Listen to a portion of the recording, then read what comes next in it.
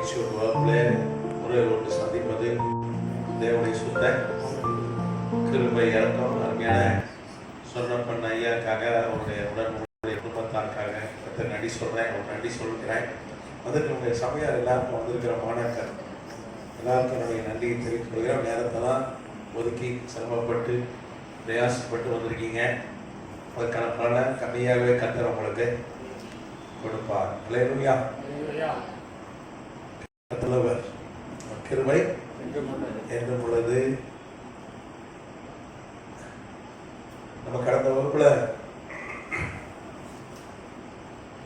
தலைமைத்துவம் அப்படின்னு சொல்லி ஒரு சில காரியங்களை ஆய்வு செய்யணும். தைரியம், ஒரு தலைவன் தைரியமா இருக்கணும் அப்படின்னு சொல்லி பார்த்தோம். தலைமை தைரியம் என்பது தலைமைத்துவக்கூடிய பண்பு. நீதிமான் சிங்கத்தை போல தைரியமா இருக்கிறான் என்று வேதம் சொல்லுது. மிகுந்த பலனை கொடுக்கிற தைரியத்தை விட்டு விடக்கூடாதுன்னு வேதம் சொல்லுது. நான் பயத்தை நாமே உனக்கு நான் கொடுக்கல நான் சொல்றேன். தீமோத்தேயுக்கு போல் மூலமா எழுதும்போது தைரியம் ஒரு தலைமைத்துவ பண்பு என்று நாம் பார்த்தோம். இந்த பழைய ஏற்பாட்டுக்கும் புதிய ஒரு பெரிய கேப், 400 வருஷத்துக்கு மேலான ஒரு கேப் இருக்கிறது, ஒரு இடைவெளி இருக்கிறது. அதை சிலர் என்ன சொல்றாங்க, அது டார்க் பீரியட் அப்படின்னு சொல்றாங்க. அதாவது இருளின் நாட்கள், இருளின் காலங்கள் சொல்றாங்க. ஏன்னா என்ன சொல்றாங்கன்னா, அன்னைக்கு ஊழியமே இல்லை, கர்த்தருடைய வார்த்தை இல்லை, அன்னைக்கு தீர்க்கதரிசிகள் இல்லை, ஊழியர்கள் இல்லை அப்படின்னு சொல்லி சிலர் சொல்றாங்க. இப்போ இந்த இடப்பட்ட காலத்துல என்ன நடந்ததுன்னு பைபிள்ல இல்லை, ஆனா வரலாற்றுல இருக்கிறது. பைபிள் இருக்கு, பைபிள் இல்லாம இல்லை. அதை நம்ம ஆய்வு செய்ய போகிறோம். அது சரியா நம்ம ஆய்வு செய்ய போகிறோம். அந்த பாடத்தின் பேர் வந்து ஹெர்மெட்டிக்ஸ்.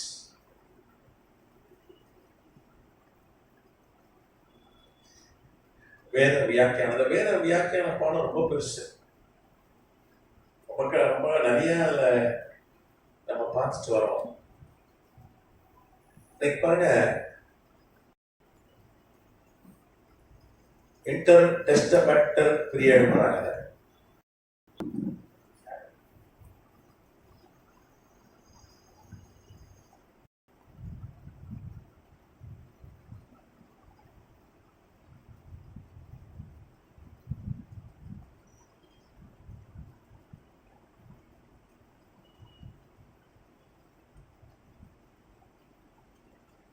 இரு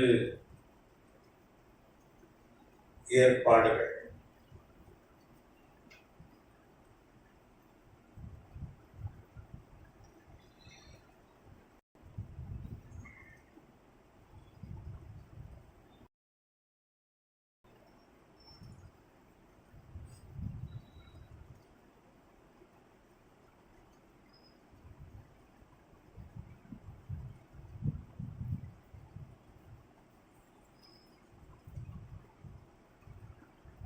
இன்டர் டெஸ்டமெண்டல் பீரியட் அப்படின்னா இரு ஏற்பாடுகள் மத்தியில் உள்ள காலம். நமக்கு வந்து பழைய ஏற்பாடு மல்கியாவில் முடிஞ்சிருச்சு. 430 கிபி மல்கியா.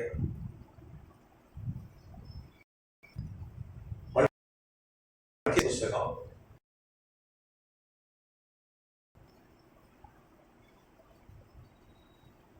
அதுக்கு பிறகு 430 இருந்து ஆண்டவராய் இயேசு கிறிஸ்து ஊழியத்தை ஆரம்பிப்பதற்கு முன்பாகவே 26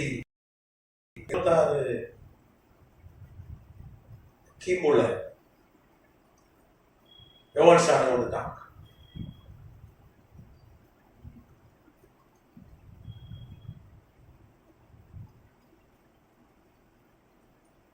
இது வரைக்கும் யோவான் ஸ்நானன் காலம் வரைக்கும் இது இது ஏறக்குறைய 456 ஆண்டுகள் ஒரு பெரிய இடைவெளி. இதை குறித்து நமக்கு அறிவு இல்லாதனால, நமக்கு தெரியாதனால அதை இருள் காலம் அப்படின்னு சொல்லி, டார்க் பீரியட் அப்படின்னு சொல்லி ஆங்கிலத்துல சொல்றாங்க. டெஸ்டமெண்டல் பீரியட் என்பதுதான் கரெக்ட். ரெண்டு ஏற்பாடுகள் மத்திய காலம் தான் வந்து சரியான ஒரு வார்த்தை. கர்த்தராமத்துக்கு ஸ்தோத்திரம். அப்போ நிறைய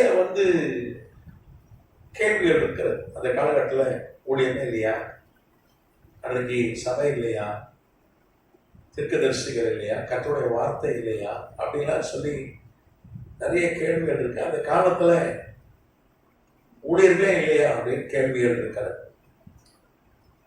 அந்த காலகட்டங்கள் பைபிள்ல நமக்கு சொல்லப்பட்டிருந்தாலும் நிறைய நமக்கு விடாவறையா இல்லாதனால நாம் நினைச்சு கொண்டிருக்கிறோம் அந்த காலகட்டத்தில் ஒரு ஆவிக்குரிய ஒரு சம்பவம் நடக்கவில்லை அப்படின்னு சொல்லி நம்ம நினைத்து கொண்டிருக்கிறோம்.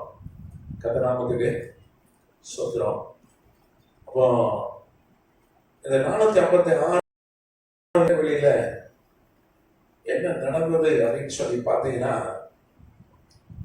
மல்கியா தீர்க்கதரிசி காலத்துலதான், மேதிய பெர்சிய சாம்ராஜ்ய காலத்துல தான் மல்கியா தீர்க்கதரிசி தீர்க்கதரிசனம் சொன்னான். மேதிய பெர்சிய, அப்ப மேதிய பெர்சிய சாம்ராஜ்யம்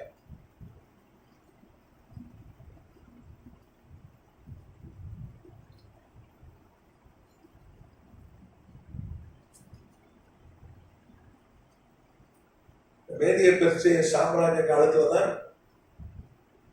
மல்கியா அவன் தீர்க்கதரிசனம் சொன்னா. இந்த மேதிய பெர்சிய சாம்ராஜ்யம் பார்த்தீங்கன்னா 539 கிமு டு 332 கிமு வரைக்கும் இருந்தது. முன் கிறிஸ்து பிறக்கிறதுக்கு முன்னு அர்த்தம். கிறிஸ்து பிறக்கிறதுக்கு 332 வருஷத்துக்கு முன்னாடி, கிறிஸ்து பிறக்கிறதுக்கு ஒரு 530 வருஷத்துக்கு முன்னாடி அர்த்தம். கிமு பிசினா, புரியுதா? கிமுன்றது குறைஞ்சினே வரும். 539 அப்படியே குறைஞ்சிட்டு வரும். இப்ப நம்ம கிபில இருக்க கிறிஸ்து பின் அப்படின்னா நமக்கு ஏறிக்கிட்டே போகும். நான் சொல்றது புரியுதுன்னா உங்களுக்கு? சரி. இப்போ இந்த மேதிய பெர்சிய சாம்ராஜ்யம் அவர்கள் தான் வேண்டாம். அந்த சாம்ராஜ்ய காலத்துல எல்லாம் ஊழியத்துக்கு சாதகமா இருந்தது, யூத மதத்துக்கு எல்லாம் சாதகமா இருந்தது. நான் ஏற்கனவே பார்த்தோம். இந்த சாம்ராஜ்யத்தினுடைய சாபகர் யாரு? கோரேஷ்.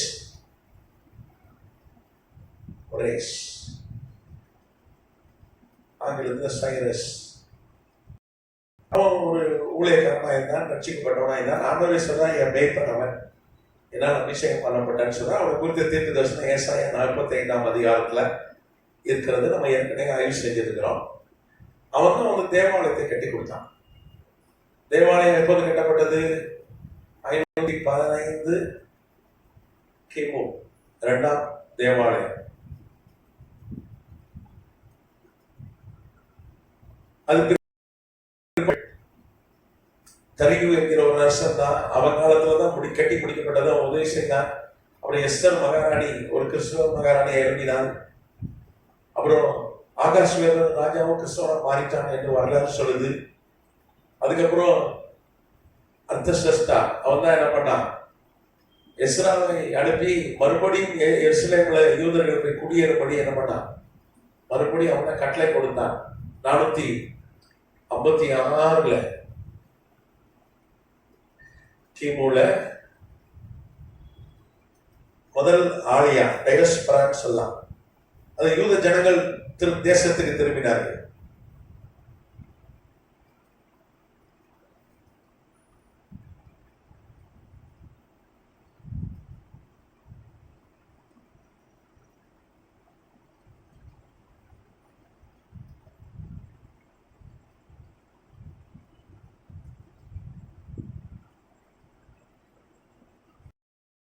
இதை செய்தது யாரு? அர்த்தசஷ்டா.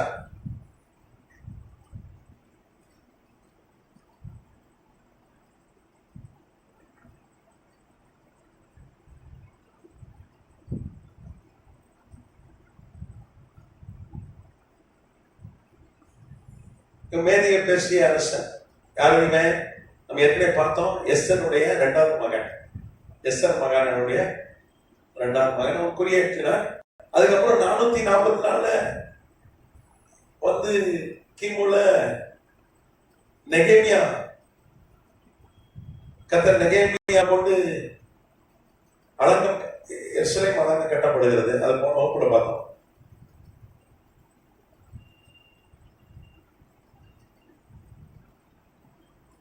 கோட்டை கட்டி இவங்க அர்த்த சிஸ்டர் அதை செய்யலாம். கிறிஸ்தவர்களுக்கு சாதகமாய், யூதர்களுக்கு சாதகமாய், யூத மதத்துக்கு சாதகமாய் ராஜா வேதிய பேசிய சாம்ராஜ்யம் இருந்தது. நிறைய கிறிஸ்தவ அரசர்கள் இருந்தார். அதை தோற்றுவித்தவனே ஒரு ஊழியக்காரன் தான், ஒரு மெய்ப்பன் தான், கர்த்தரால் அபிஷேகம் பண்ணப்பட்டவன் தான்.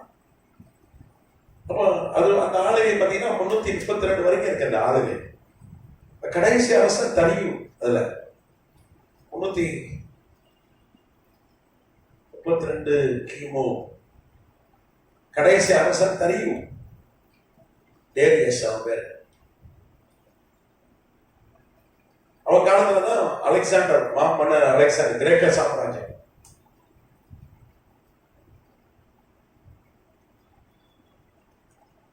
யார் வரா? மன்னர்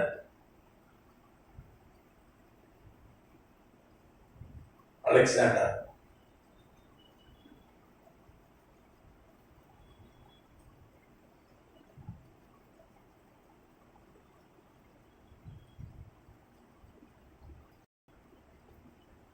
அலெக்சாண்டர் வருகிறான்.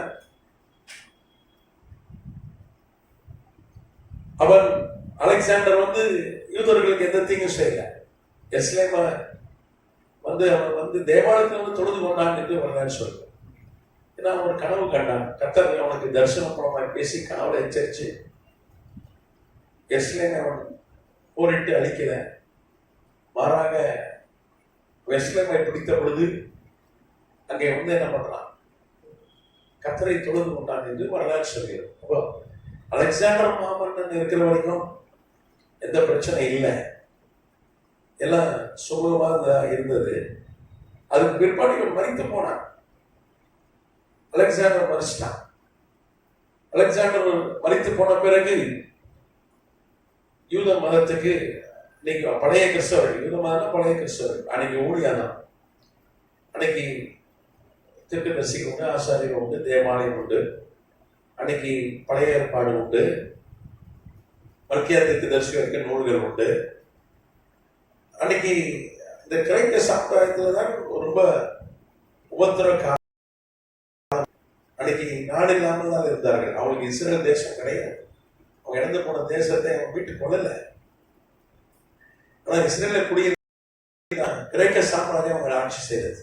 அவர்களுக்கு எப்படி வெள்ளக்காரனுக்கு அடிமையா இருந்தாலும் அதே மாதிரி அவர்கள் கிரீஸ் நாடு, கிரீஸ்னா ஐரோப்பாவில் இருக்க நாடு, அந்த நாட்டுக்கு அவங்க அடிமையா இருந்தாங்க.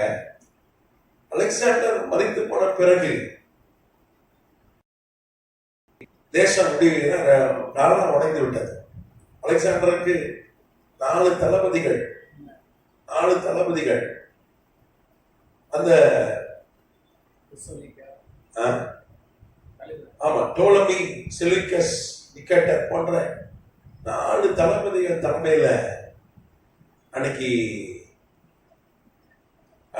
தேசம் நாளாய் உடைந்து விட்டது. அந்த கிரேக்க சாம்ராஜ்யம் 4 துண்டுகளாக உடைந்து விட்டது. கர்த்தர் நாமத்துக்கு ஸ்தோத்திரம். அது குறிப்பா பாத்தீங்கன்னா தானியேல் தீர்க்கதரிசி புஸ்தகம் 8ஆம் அதிகாரம் 14ஆம் வசனம் அது வாசிக்கலாம். தானியேல் தீர்க்கதரிசி புஸ்தகம் 8ஆம் அதிகாரம்.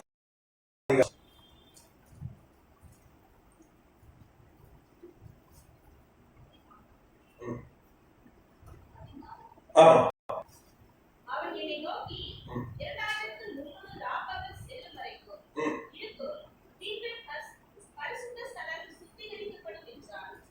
ரெண்டாயிரத்தி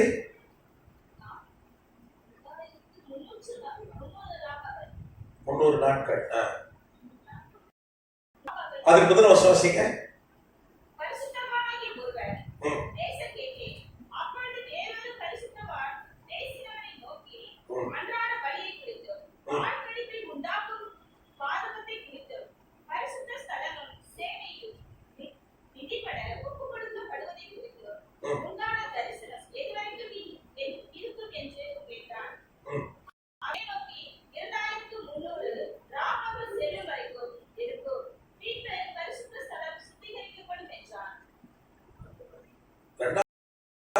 நாட்கள் பார்த்தீங்கன்னா பரிசுத்த ஸ்தலத்தை வந்து ஒரு அரசன் தீட்டுப்படுத்திடுவான் அப்படின்னு தானியேலை கொண்டு உரைக்கப்பட்ட தீர்க்க தரிசனம் இந்த காலகட்டத்தில் தான் நிறைவேறிச்சு. தானியேல் ஆண்டவர் வரப்போகிற காரியங்களை அறிவித்தால் தானியேல் புஸ்தகத்திலே நாம் வாசிக்கிறோம். அதுல வந்து 2300 தேவாலயம் தீட்டுப்பட்டிருக்கோம். வழிகள் இருக்காது. நீங்க பாத்தீங்கன்னா அந்த தானியேல் தீர்க்கதரிசி புஸ்தகம் முழுசு நீங்க வாசிங்கன்னா அது குறிப்பா அந்த 8ஆம் அதிகாரம் வாசிங்கன்னா இன்னும் நல்லா உங்களுக்கு நமக்கு புரிய. தொடர்ந்து இந்த தானியேல் தீர்க்கதரிசி புஸ்தகத்தை ஃபுல்லாவே 8ஆவது அதிகாரத்துக்கு பிறகு நீங்க வாசித்தாதான் உங்களுக்கு தெளிவா நல்லா புரியும். அலெக்சாண்டருடைய மரணத்துக்கு பிறகு இந்த சம்பவம் நடக்கும் என்று இங்கே சொல்லப்பட்டிருக்கிறது. கர்த்தநாமத்துக்கு ஸ்தோத்திரம். நீங்க பாத்தீங்கன்னா அந்த முழு அதிகாரம் பார்த்தீங்கன்னா தானியேல் 1 பார்த்தீங்கன்னா அந்த கிரேக்க அரசாங்கம், நீங்க 6 பார்த்தீங்கன்னா நான் ஆற்றின் முன்பாக இருக்க கடை 2 கொம்புகளுள்ள ஆட்டுக்கடா மட்டும் அது வந்து தன் பலத்தோடு உக்கர பலத்தோடு அதுக்கு எதிராக அவர் 2 கொம்புடைய ஆட்டுக்கடான்றது மேதிய பெர்சிய சாம்ராஜ்யம். 2 கொம்புகள் அதை குறிக்கிறது. அப்ப பாத்தீங்கன்னா மேற்குல இருந்து ஒரு வெள்ளாட்டு கடா, அந்த வெள்ளாட்டு கடா பாத்தீங்கன்னா அதான் வந்து அலெக்சாண்டர். அது வந்து அந்த வெள்ளாட்டு கடாவை கண்களுக்கு நடுவே விசேஷித்த ஒரு கொம்பு இருந்தது. அப்போ நீங்க அந்த 8ஆம் அதிகாரம் முழுக்க வாசிங்கன்னா புரியும். ஒரு வெள்ளாட்டு கடா வருகிறது, அதுக்கு ஒத்த கொம்பு இருக்கு, விசேஷ கொம்பு. அது மேதிய பெர்சிய சாம்ராஜ்யம் வந்து அடையாளம் பூர்வமாக சொல்லப்பட்டிருக்கிறது. அந்த 2 கொம்புகளை குறித்து போட்டது. கிட்ட சேர கண்டேன். அது ஆட்டுக்கடாவின் மேல் கோபம் கொண்டு அதை முட்டி அதன் 2 கொம்புகளையும் முடித்து போட்டது. அதற்கு முன் இருக்க ஆட்டுக்கடாவுக்கு பலமில்லாமல் வெள்ளாட்டுக்கடா அந்த தரையில தள்ளி மிதித்து போட்டது. அதன் கைக்கு ஆட்டுக்கடாவை இல்லை. பைபிளை எங்களை மிருகம் சொல்லப்பட்ட ராஜ்யங்களை குறிக்கிறது. அது அடையாளப்புற கொம்புகள் அரசர்களை குறிக்கிறது. இங்கே மேற்குல இருந்து வந்த வெள்ளாட்டு கடாட்டா அலெக்சாண்டர் கிரேக்க சாம்ராஜ்யம். இந்த ஒத்த கொம்பு அலெக்சாண்டர் விசேஷமான கொம்பு. இங்கே நீங்க பாத்தீங்கன்னா ஆட்டுக்கடா 2 கொம்புள்ள ஆட்டுக்கடா வந்து மேதிய பெர்சிய அவர் தெளிவா எழுதி போடுறாங்க.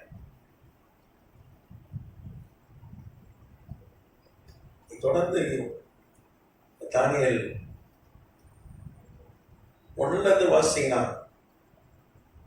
நமக்கு இது தெளிவா தெரியும்.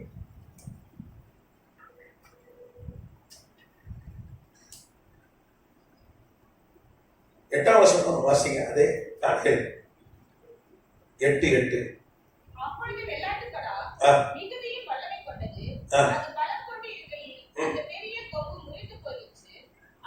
அந்த பெரிய கொம்பு முடிஞ்சு போச்சு. அந்த பெரிய கொம்பு தான் அலெக்சாண்டர்.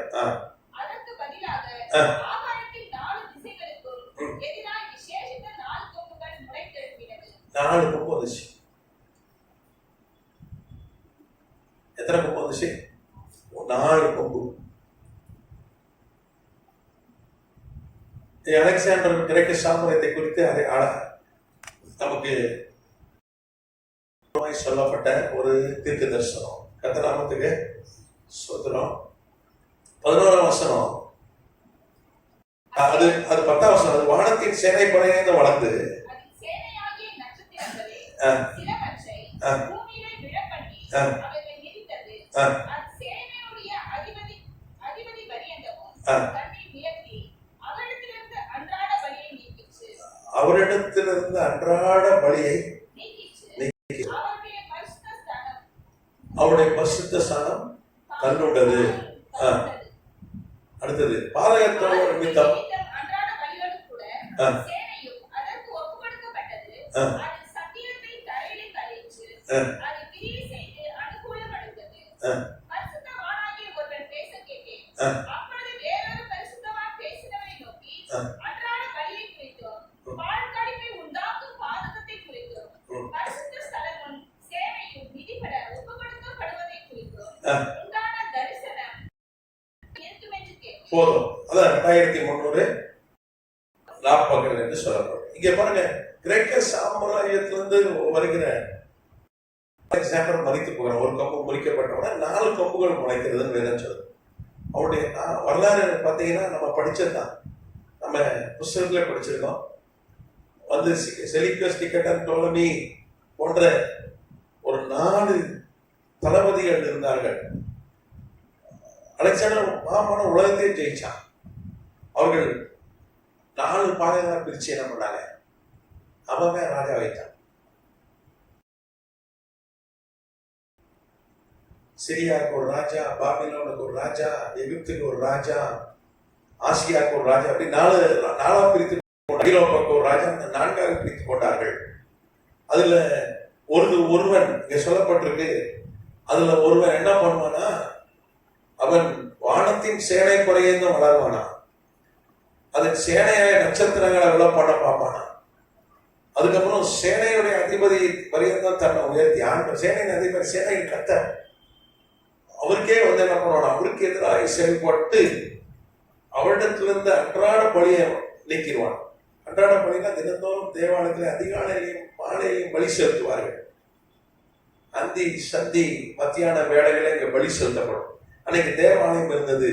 அன்னைக்கு கோரேஷை கொண்டு கர்த்தர் கட்டி கொடுத்த தேவாலயம். தேவாலயம் பிரம்மாண்டமான தேவாலயம், மிக பிரமாண்ட. உலகத்துல அப்படி ஒரு வழிபாட்டு ஸ்தலம் இது வரைக்கும் இல்லவே இல்லை, இதுவரைக்கும் கட்டப்படவே இல்லை.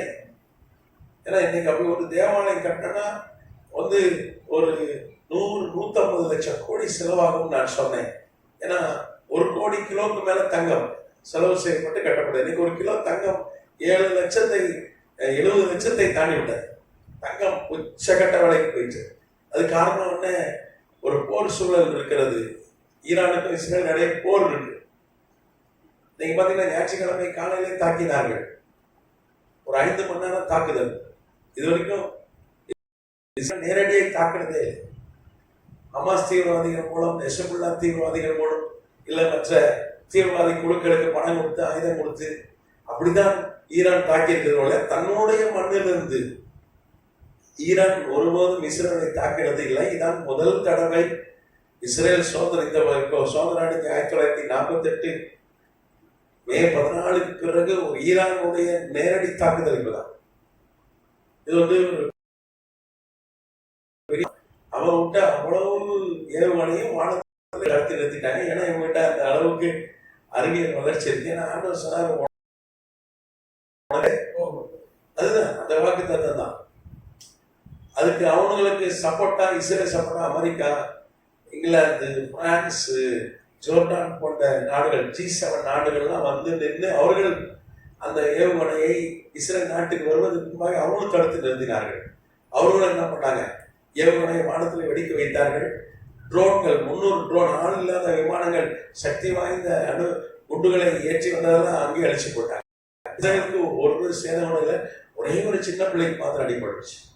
அதோட எந்த சேதமும் இல்லை. ஏன்னா திருப்பி அடிப்பார்கள் என்று இன்றைக்கு எல்லாம் வந்து கொஞ்சம் பொருங்கன்னு சொல்லியிருக்காங்க எல்லா நாடுகளும். ஆனாலும் இஸ்ரேல் திருப்பி தாக்குவார்கள் வந்து செய்திகள் வருகிறது. சின்ன நாடு தான் இஸ்ரேல், 1 கோடி. ஆனா ஈரான் வந்து இஸ்ரேல் தாக்குதல் முன்னாடி நிற்காது என்று எல்லாரும் சொல்றாங்க. எல்லா வல்லுநர்கள் இருப்பாங்க. இந்த போர் குறித்த அந்த வல்லுநர்கள்லாம் உண்டு. அவங்களாம் என்ன சொன்னா, ஈரான் மக்கள் எல்லாம் பீதியில் இருக்கிறார்கள், அடிச்சு கூட்டம். ஆனா இப்ப என்ன பண்றாங்க, பீதியில் இருக்கிறார்கள். ஒரு மோசமான சூழ்நிலை. 1979 வரைக்கும் ஈரான் இஸ்ரேல் நல்லா ஒழுங்காக தான் இருந்தது. ஏன்னா அன்னைக்கு மேற்கத்திய நாடு, ஐரோப்பா நாடுகள், அமெரிக்க நாடுகளுடைய கைப்பாவையாக ஒருத்தர் தான் ஈரான்ல. அவங்களுக்கு வேண்டிய ஒருத்தர் தான் தலைவனாக இருந்தான். ஆனால் 1979 நிலைமை மாறி மதவாதிகள் என்ன பண்ணாங்க, ஈரானை பிடித்து விட்டார்கள். அயோத்துல்லா அப்படின்னு சொல்லுவாங்க. அவர்கள் பிடித்து விட்டார்கள். அவங்க இஸ்ரேலுக்கு எதிர்த்து அவர்களுடைய குறிக்கோளை இஸ்ரேல்ல மேப்ல இல்லாம அழிப்பது தான். எங்களுக்கு 2 கண்ணு போனாலும் பரவாயில்ல, இஸ்ரேலுக்கு ஒத்த கண்ணு போனோம் அப்படின்றதான் அவங்களுடைய முழு அஜெண்டாவே அதான், குறிக்கோளே அதான். அதனாலதான் இப்ப அடிச்சிருக்காங்க. அது கூட இஸ்ரேல் திருப்பி தாக்கும் என்று சொல்கிறார்கள். சும்மா இருக்க மாட்டான், சும்மாவே அடிப்பாங்க. மேல 300 ட்ரோனையும் 5 மணி நேரம் தாக்குதல் நடத்துற சும்மா இருப்பானாங்க. ரொம்ப சக்தி வாய்ந்த உலகத்துல. ஏன்னா கர்த்தர் அவனோட இருக்கிறார்.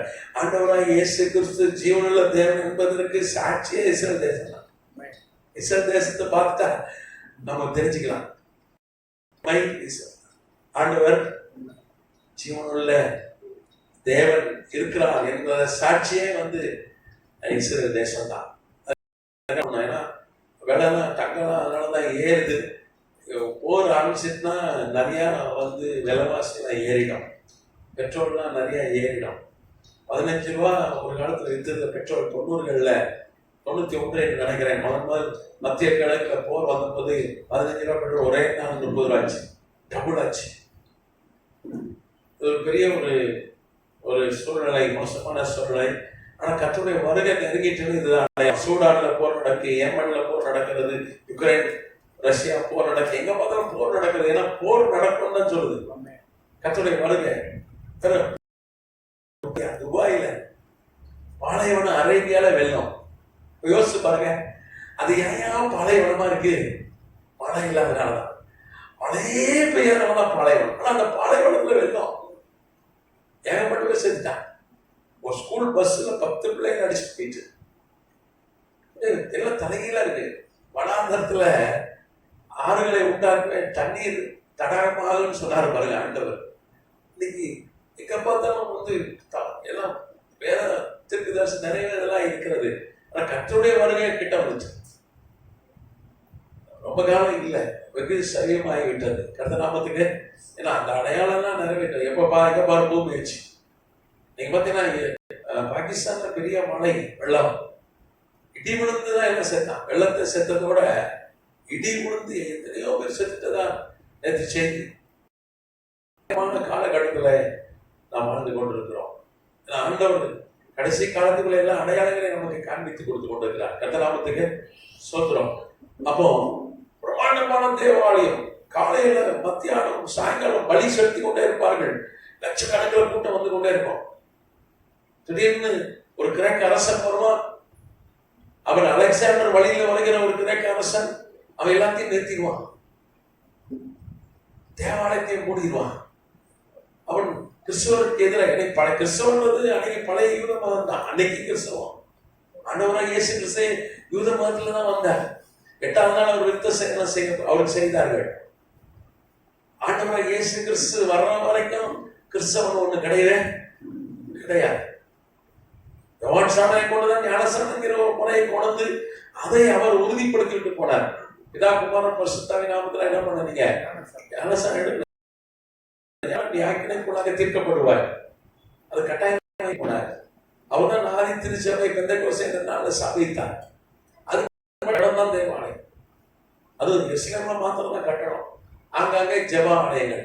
சனிக்கிழமை தோறும் வீட்டு பக்கத்துல ஒரு ஜெப ஆலயம், பாட்டு பாடுவார்கள், சங்கீதம் வாசிப்பார்கள், ஏசாயா நூலை வாசிப்பார்கள். ஒரு வீட்டு கூட்டம் மாதிரி தான் நடக்கும். எக்காலம் ஓதுவார்கள். ஆனா பலி செலுத்த மாட்டாங்க. ஆனா பலி செலுத்துவதற்கு எங்கே போனவங்க? எருசலேமுக்கு தான் போக வேண்டும். தேவாலயம் தான் போனோம். குற்ற நிவாரணம் எங்கதான்? பஸ்கா அங்கதான். வருஷத்துக்கு ஒரு வாட்டியாக அந்த பிரம்மாண்டமான கட்டடத்துக்கு போய் என்ன பண்ணணும்? குற்ற நிவாரணம் பலி செலுத்தணும், பஸ்காவை புசிக்க. அது எல்லாரும் வந்தார்கள். இந்தியாவில் அன்னைக்கே லட்சக்கணக்கில் யூதர்கள் இருந்தாங்க. இன்னைக்கே 50,000 பேர் இருக்காங்க இந்தியாவில். பாம்பேல நான் ஏற்கனவே சொல்லியிருக்கேன், பூனே, கோவா, அப்புறம் கொச்சின் இதெல்லாம் இருக்காங்க. எர்ணாகுளம் டிஸ்ட்ரிக்ட்ல, நாகர்கோவில்ல இருந்தவங்க போயிட்டாங்க. ஆந்திரால கொஞ்சம் பேர் இருக்காங்க. அன்னைக்கு பிபிசி டாக்குமெண்ட்ல நான் பார்த்தேன். ஆந்திரா யூதர்கள் என்னை விட கருப்பா இருக்கான்.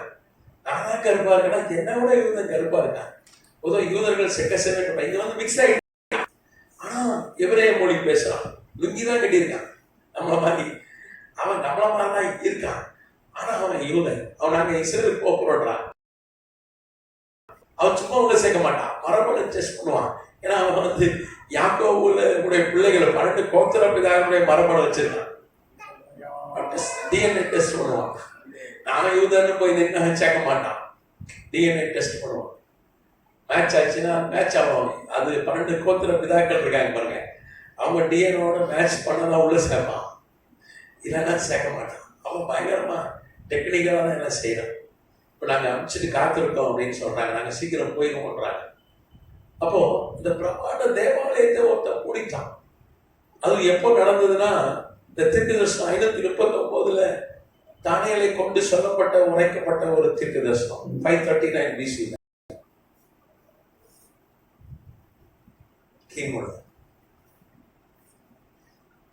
அப்ப அவன் 2300 நாட்கள் என்பது 6 வருடமும் 3 ஒரு பகுதி, 6 3 ஒரு பகுதி அப்படின்னு வச்சுங்களேன். அப்போ அத்தனை வருடம் 6 வருடத்துக்கு மேல அவன் தேவாலயத்தை தீட்டுப்படுத்தி விடுவான், அவன் பலியை நிறுத்திடுவான்னு சொல்லி இங்கே தீர்க்கதரிசனம். அப்போ இந்த காலகட்டத்துல மல்கியாவுக்கு பிறகு, தீர்க்கதரிசிக்கு பிறகு இது நடந்த ஒரு சம்பவமா இருக்கிறது. கத்தநாமத்துக்கு ஸ்தோத்திரம். அதுவும் பார்த்தீங்கன்னா இது செப்டம்பர் மாதம் 1070 கிமு முதல் செப்டம்பர்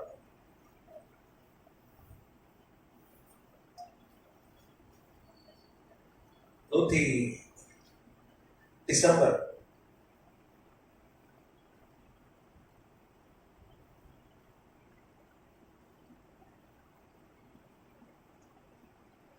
164 கிமு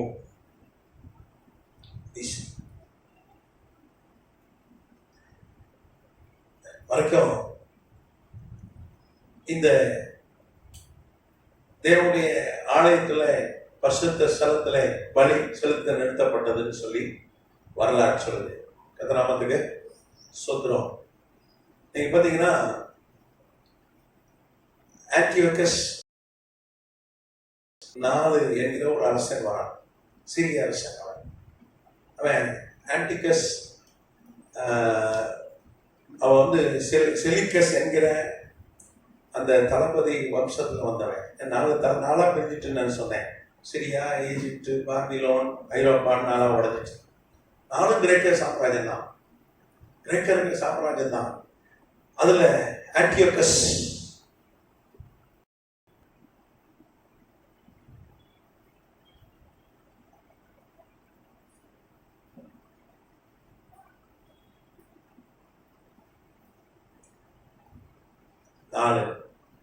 அவனுக்கு எபிபெனஸ் ஒரு பேர் உண்டு.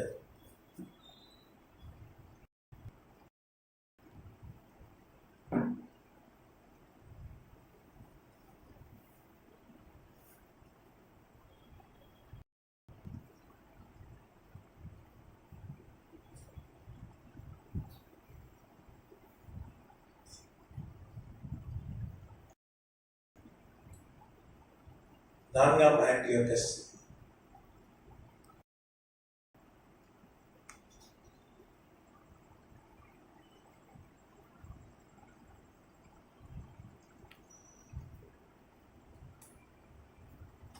இவதான் என்ன பண்ணா, எருசலேமை பிடித்தான். இவன் வந்து கிரேக்க அரசன். அப்போ மேதிய பெர்சிய சாம்ராஜ்யத்தை தான் இருந்தது அன்னைக்கு எருசலேம். இவன் பிடிச்சிட்டான். பிடிச்சி முதல் வேலையை என்ன பண்ணா, விருத்த சேதத்தை நிறுத்தினான்.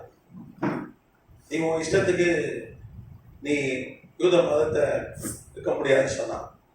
பலியை நிறுத்திட்டான். கொண்டு பலி செலுத்தினான். பலிபீடத்துல பன்றியை வந்து யூத ஜனங்கள் சாப்பிட மாட்டாங்க, ஏன்னா ஆண்டவர் வந்து சாப்பிடக்கூடாதுன்னு சொல்லிட்டார்.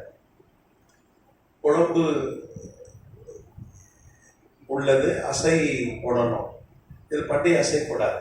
இந்த குழம்பு இருக்கு, அது சாப்பிடக்கூடாது. அது தீட்டு என்று பழைய அதை கொண்டு வெட்டி கட்டாயப்படுத்தி யூத ஜனங்கள் இதை தான் சாப்பிடணும், ஆசாரியர் இதை தான் சாப்பிடணும்னு சொன்னாங்க. ஜிஎஸ் கொண்டு வந்து விற்கிறாங்க. ஜிஎஸ் இருக்கு பாருங்க, அவங்க விற்கிறாங்க, அதை கொண்டு வந்து வச்சுட்டாங்க.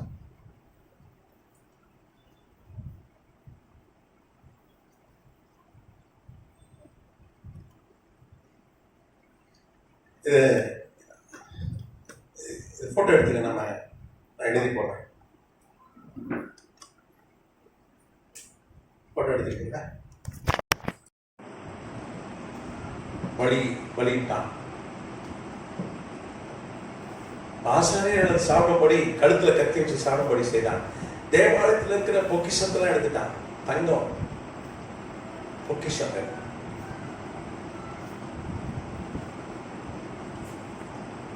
எல்லாத்தையும் எடுத்துட்டான். தேவாலய பொக்கிஷம் எல்லாத்தையும் கொண்டுட்டான். அதுக்கப்புறம் ஜிஎஸ் என்கிற விக்கிரகத்தை வச்சுட்டான்.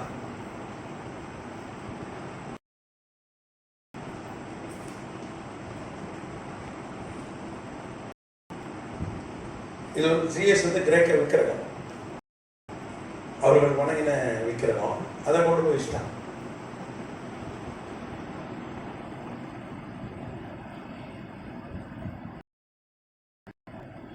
அதுக்கப்புறம் பாத்தீங்கன்னா விருத்த சேதனம், இதான் முக்கியம்.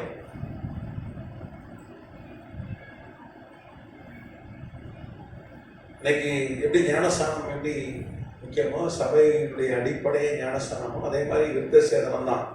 அவர்கிட்ட முதல் விருத்த சேதனம் பண்ண சொல்லி, விருத்த சேதனம் பண்ணாதான் யூதர்கள் யூத மதம் சொல்லி கர்த்தர் என்ன பண்ண ஒரு கட்டளை கொடுத்தார். அப்ப அன்னையிலிருந்து ஏற்பட்ட கட்டளை ஆண்டவரை இயேசு கிறிஸ்து விருத்த சேதனம் செய்தார்கள் 8வது நாள். அதை நிறுத்திட்டான். அதுக்கப்புறம் என்ன பண்ணான்? ஆசாரியெல்லாம் துரத்திட்டு கிரேக்க பூஜாரிகள் தேவாலயத்துக்குள்ள. அப்போ 2300 நாட்கள் தேவாலயத்தை என்ன பண்ணான்? தீட்டுப்படுத்தினான். 100 நாட்கள் தேவாலயம் தீட்டுப்பட்டு போய்விட்டது. கர்த்தர் நாமத்துக்கு ஸ்தோத்திரம். அப்போ கர்த்தர் பாருங்க, அன்னைக்கு யூதர்கள் இருந்தார்கள். நாம் சொல்றோம் டார்க் ஏஜஸ் என்று சொல்கிறோம். அன்னைக்கு ஆவிக்குரிய நிலைமை சரியில்லைன்னு நம்ம பொதுவாக சொல்றோம். ஆனா அன்னைக்கும் பக்தி உள்ள வைராக்கியம் உள்ள யூதர்கள் அன்னைக்கு இருந்தாங்க. கர்த்தர் நாமத்துக்கு ஸ்தோத்திரம். அதுல குறிப்பா பாத்தீங்கன்னா அன்னைக்கு அப்படின்னு ஒரு பிரதான ஆசிரியர் இருந்தான்.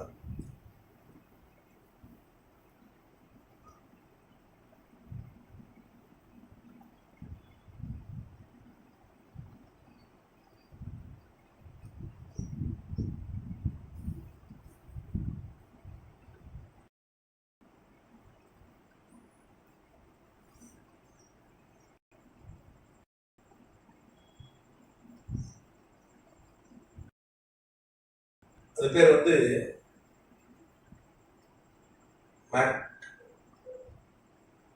மேக்ஹாபியன் புரட்சி.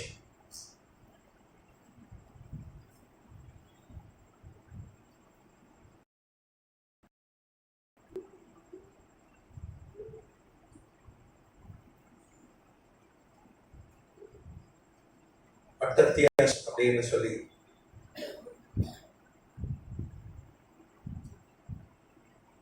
பிரதான ஆசாரியர்.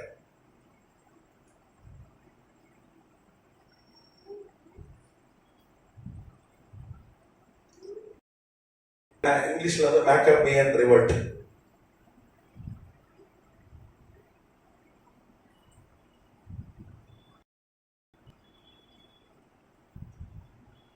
அவருடைய மகன் பேர் மேக்கபியஸ், ஜூடாஸ் மேக்கபியஸ்.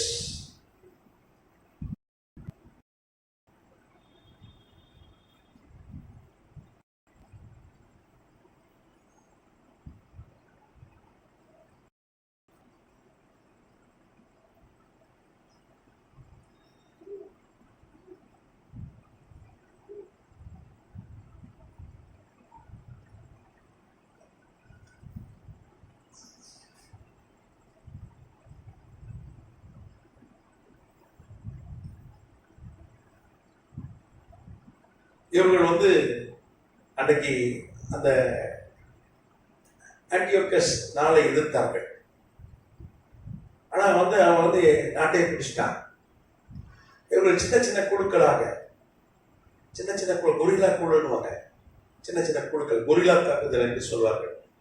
அப்படி குழுக்கள் அமைத்து தாக்கினார்கள். அப்புறம் ஒரு பெரிய இராணுவம், அது யாரு, பிரதான ஆசாரியனுடைய மகன், அவனும் பிரதான ஆசாரியன் தான். அவன் தேவாலயத்தில் பிரதான ஆசாரியன். அவன் என்ன பண்றான், ஒரு பெரும்படையை கர்த்தர் திரட்டும்படி உதவி செய்தார். அவன் என்ன பண்ணான், இந்த ஆட்சிக்கு ஒரு முடிவு கட்டினான், கிரேக்கருடைய ஆட்சிக்கு ஒரு முடிவு கட்டினான். இந்த ஆன்டியோக்கஸ் செலிகஸ் என்கிறவன் கொடுங்கோலன், அவன் 2300 நாட்கள் தேவாலயத்தை தீர்ப்புப்படுத்திட்டாங்க. அதுக்கு அவன் ஒரு முடிவு கட்டினான். அவன் காலத்தில் ஒரு பெரிய எழுப்புதல் உண்டாச்சு என்று வேதம் சொல்லுது. அப்போ நம்ம இரண்ட காலம் என்பது சொல்றது சரியல்ல. மேக்கபியஸ் என்கிற ஒரு பிரதான ஆசாரியனை கர்த்தர் எழுப்பினார். அப்போ 63 தான் ரோம சாம்ராஜ்யம் இஸ்ரேலை பிடித்தது. 63 கிமுல தான், 63 BC. பாம்பேன்னு ஒருத்தன்,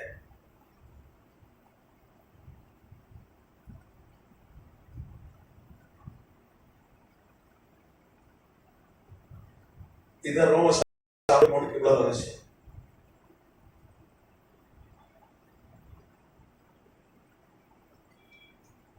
அது வரைக்கும்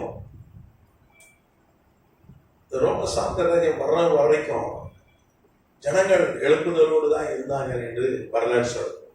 மேக்கபியஸ், அப்புறம் தம்பி, அன்னைக்கு பாருங்க, யூத சாம்ராஜ்யத்தோடு அது 63 கிமு வரைக்கும் இவர்கள் மக்காபியஸ் கிரேக்கர்களை துரத்தின பிறகு, அது குறிப்பா அந்த ஆன்டியோக்கஸை அவர்கள் யுத்தம் பண்ணி தான் துரத்தான்.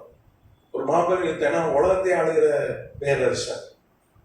அதுக்கு பிற்பாடு 63 கிமு வரைக்கும் யூதர்கள் பிரதான ஆசாரியருடைய குடும்பத்தை இருந்த ஆட்கள் ஆளுகை செய்தாங்க. ஆசாரியர்கள் என்ன பண்ணாங்க, இஸ்ரேலை ஆண்டார்கள். இஸ்ரேல் முழுக்க அவர்கள் ஆளுகை இருந்தது. இப்ப ஏறக்குறைய அவங்க 100 வருஷம் ஆளுகை இருந்தது. 100 வருடம் ஆளுகை இருந்தது. இந்த காலகட்டத்தில் போகிறான் அவன் தம்பி சேமன், அதுக்கப்புறம் அவன் குடும்பத்தார் வராங்க. அப்ப ஜான் 110 கிமுல.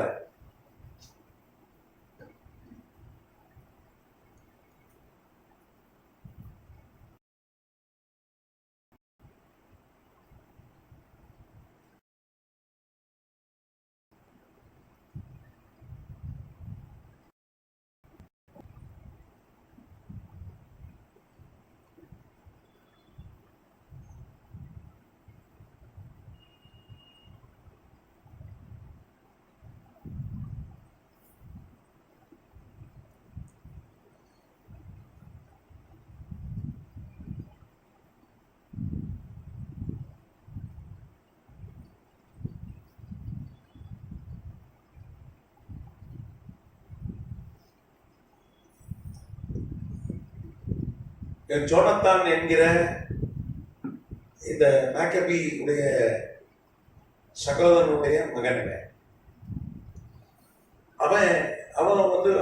அவன் காலத்துல பெரிய எழுப்புதல் உண்டாச்சுன்னு வரலாறு சொல்லுது. அவன் தான் என்ன பண்ணா, 110 கிமுல கெசிம் மலையில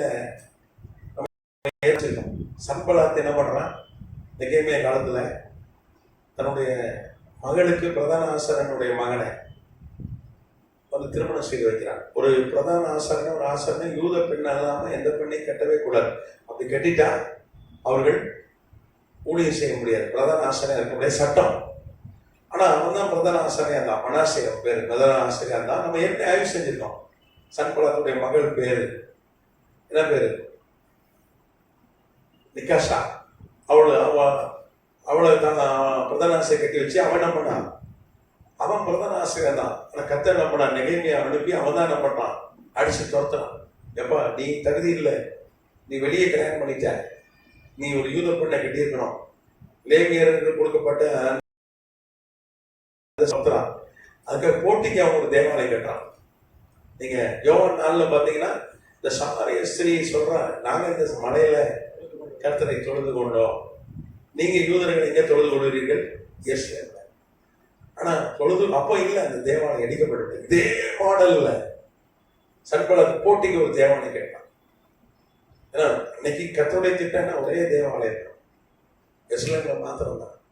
வேறொரு தேவாலயத்தை கட்டி கொடுக்கவே இல்லை. ஆனா தேவ திட்டத்துக்கு மாறாக இந்த சமாரியன் ஆகிய சன்பலாத் அவன் என்ன பண்றான், என் மருமகன் நீங்க துரத்திட்டீங்க, என் மருமகனை நான் பிரதான ஆசை நாக்க போறேன்னு சொல்லி அங்க ஒரு தேவாலயத்தை அவன் இதே மாடல்ல கட்டி 445 கிமுல கட்டுறான். 445 பிசில 444 கிமுல கட்ட ஆரம்பிச்சு தன் மருமகன் மனாசேவை அதுல வந்து பிரதான ஆசாரம் வைக்கிறான். அந்த தேவாலயத்தை ஜான் ஹிர்க் கைனஸ் தான் இடிக்கிறான். அவன் போய் இடிச்சு போடுறான். இது வந்து கர்த்தருக்கு விரோதமானது. தேவனுடைய திட்டம் ஒரே அன்னைக்கு அப்படிதான்.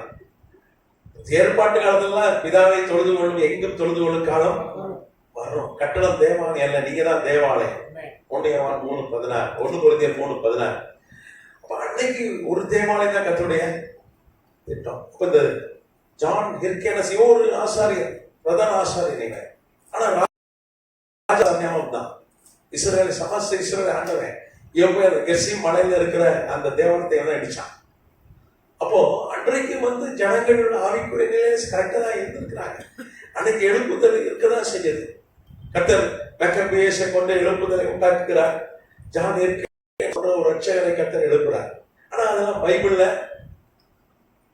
நிறைய இல்லை. இப்போ இந்த மேக்கபியஸ் குறித்து அடையாளப்பூர்வமாய் சொல்லப்பட்டிருக்கு. ஜான் எர்கேனியஸ் குறித்து அடையாளப்பூர்வமாய் தானியேல்ல 8ஆம் அதிகாரத்துல நாம் வாசித்தோம். அப்ப இந்த இடைப்பட்ட காலத்துல இந்த சம்பவங்கள்லாம் நடந்தது. அது மாத்திரம் இல்ல, நீங்க பாத்தீங்கன்னா ஆண்டவர் இயேசு கிறிஸ்துவை கையில தூக்கி 8ஆம் ஒருத்தர் லூக்கா 2ஆம் அதிகாரத்துல தூக்கி அவரு ஜெபம் பண்றாரு, ஆசீர்வதிக்கிறாரு, தீர்க்கதரிசனம் சொல்றாரு. அவரை குறித்து லூக்கா நம்ம ஏற்கனவே செஞ்சிருக்கோம். அவரை குறித்து என்ன சொல்லப்பட்டிருக்கு? ரட்சகரை நீ பாக்குறதுக்கு முன்னாடி நீ சாக மாட்டேன்னு அவர் வாக்கு தத்துவம். அவர் தான் வந்து இந்த லூக்கா ஏசாயா எழுதின நூலை வந்து கிரேக்க மொழியில மொழிபெயர்த்தவர். அவர் தான். அவர் ஆண்டவரை இயேசு கிறிஸ்துவை கையில தூக்கும் போது அவருக்கு 158 வயசு. ஒரு பெரிய தீர்க்கதரிசி. எத்தனை வயசு? 100. அவங்கெல்லாம் வந்து இந்த காலகட்டத்துல இந்த ஜான் ஹெர்கேனியஸ் காலகட்டத்துல வாழ்ந்தார்கள். அவன் வந்து பாத்தீங்கன்னா கிமு 132 தான் இந்த கிரேக்க மொழியில பழைய ஏற்பாடு மொழிபெயர்க்கப்பட்டது. அப்ப எவ்வளவு பெரிய நல்ல ஆவிக்குரிய நிலை இருந்தா பழைய ஏற்பாடு முதல்ல கிரேக்க மொழியில மொழிபெயர்க்கப்பட்டிருக்கும். அப்ப இந்த காலம்னு சொல்லக்கூடாது. நமக்கு டைம் ஆச்சு. மற்ற காரியங்கள்லாம் அடுத்து இது கொஞ்சம் வந்து தவறானு சொல்லப்படுகிறது. இந்த இன்டர் டெஸ்டமெண்டல் பீரியட் மத்தியில் உள்ள காலம் உள்ள காலம் தான் இருண்ட காலம் அல்ல. அது இருண்ட காலம் அல்ல அப்படின்றத இந்த தொடர்ச்சியா நம்ம அடுத்த வகுப்புல நம்ம பார்ப்போம். இப்ப டைம் ஆயிடுச்சு. ஏதோ கேள்வி தான் கேளுங்க. கேள்வி இருக்கா?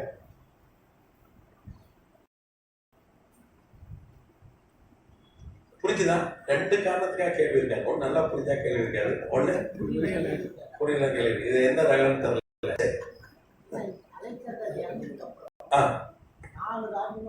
ஆமா எழுதிட்டா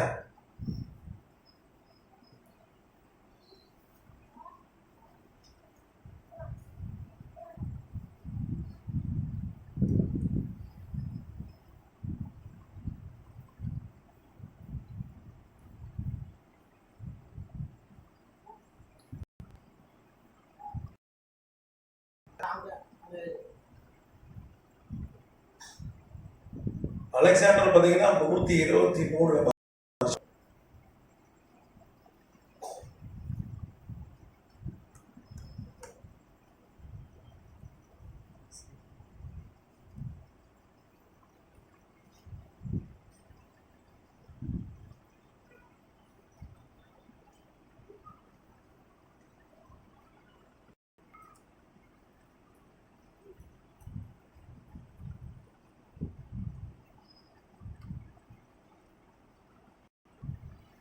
ஜூன் மாதம்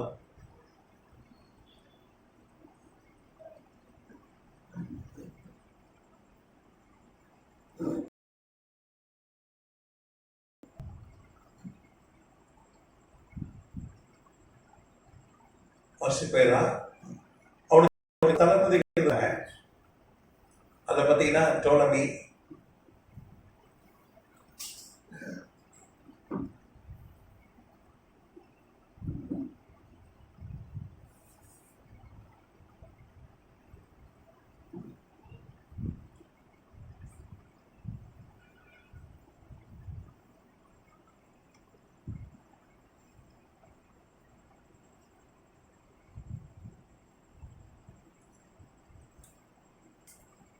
அதுக்கப்புறம்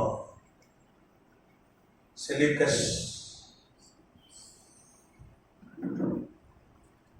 நிக்கேட்டர்,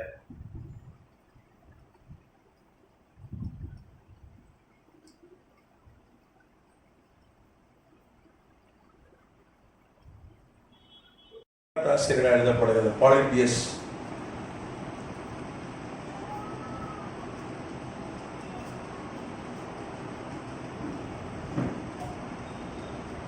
அப்புறம் ஜோசபஸ்,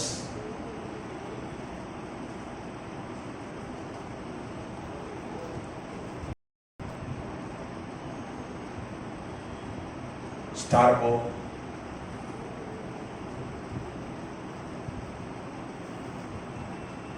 வரலாற்று ஆசிரியர்கள், இதை பதிவு செய்திருக்க வரலாற்று ஆசிரியர்கள் நிக்கோலாஸ்,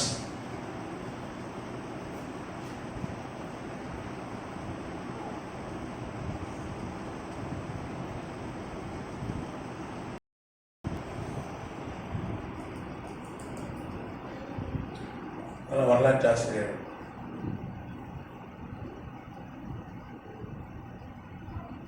இவங்க எழுதின வரலாற்றில் ஒரே ஒன்று சந்திப்பது தேவனுடைய சுத்த கிருபை இறக்கம். அருமையான சொன்னப்பன் ஐயாக்காக அவருடைய உடனுடைய குடும்பத்தாருக்காக நன்றி சொல்கிறேன், அவர் நன்றி சொல்கிறேன்.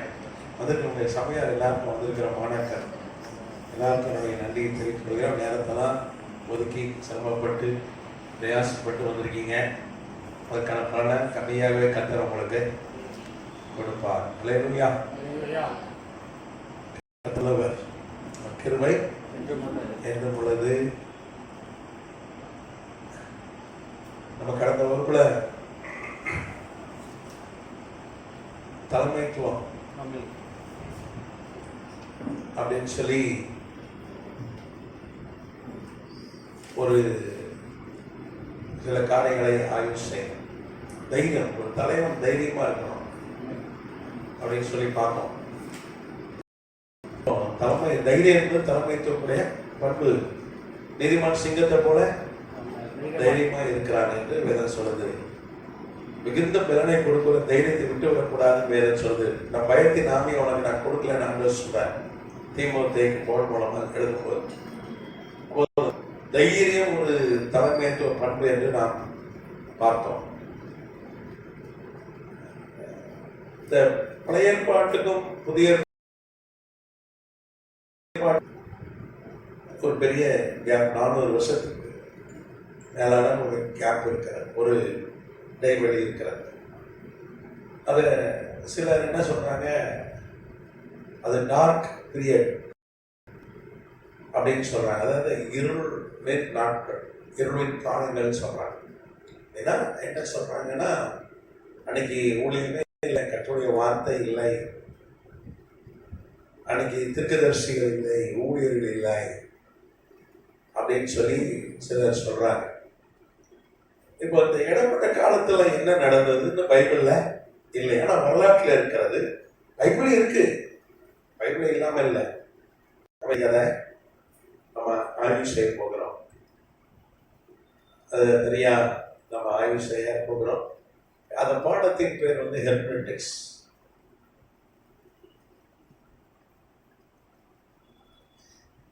வேத வியாக்கியானம். அந்த வேத வியாக்கியான பாடம் ரொம்ப பெருசு, ரொம்ப நிறைய நம்ம பார்த்துட்டு வரோம். இன்னைக்கு பாருங்க, இன்டர் டெஸ்டமெண்டல் பீரியட் வராங்க.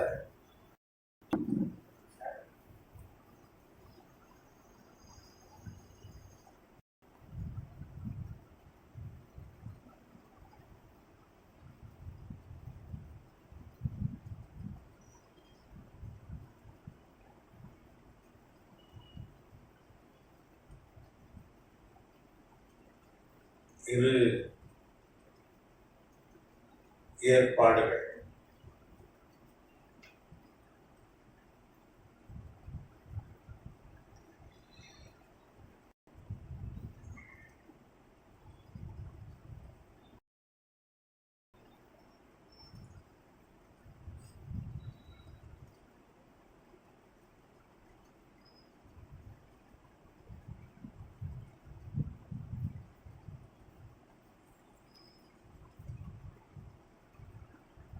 இன்டர் டெஸ்டமெண்டல் பீரியட் அப்படின்னா இரு ஏற்பாடுகள் மத்தியில் உள்ள காலம். நமக்கு பழைய ஏற்பாடு மல்கியாவில் முடிஞ்சிருச்சு. 430 கிபி மல்கியா.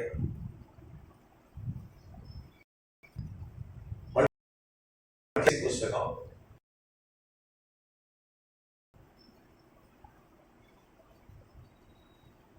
அதுக்கு பிறகு 430 ஆண்டவராய் இயேசு கிறிஸ்து ஊழியத்தை ஆரம்பிப்பதற்கு முன்பாகவே 26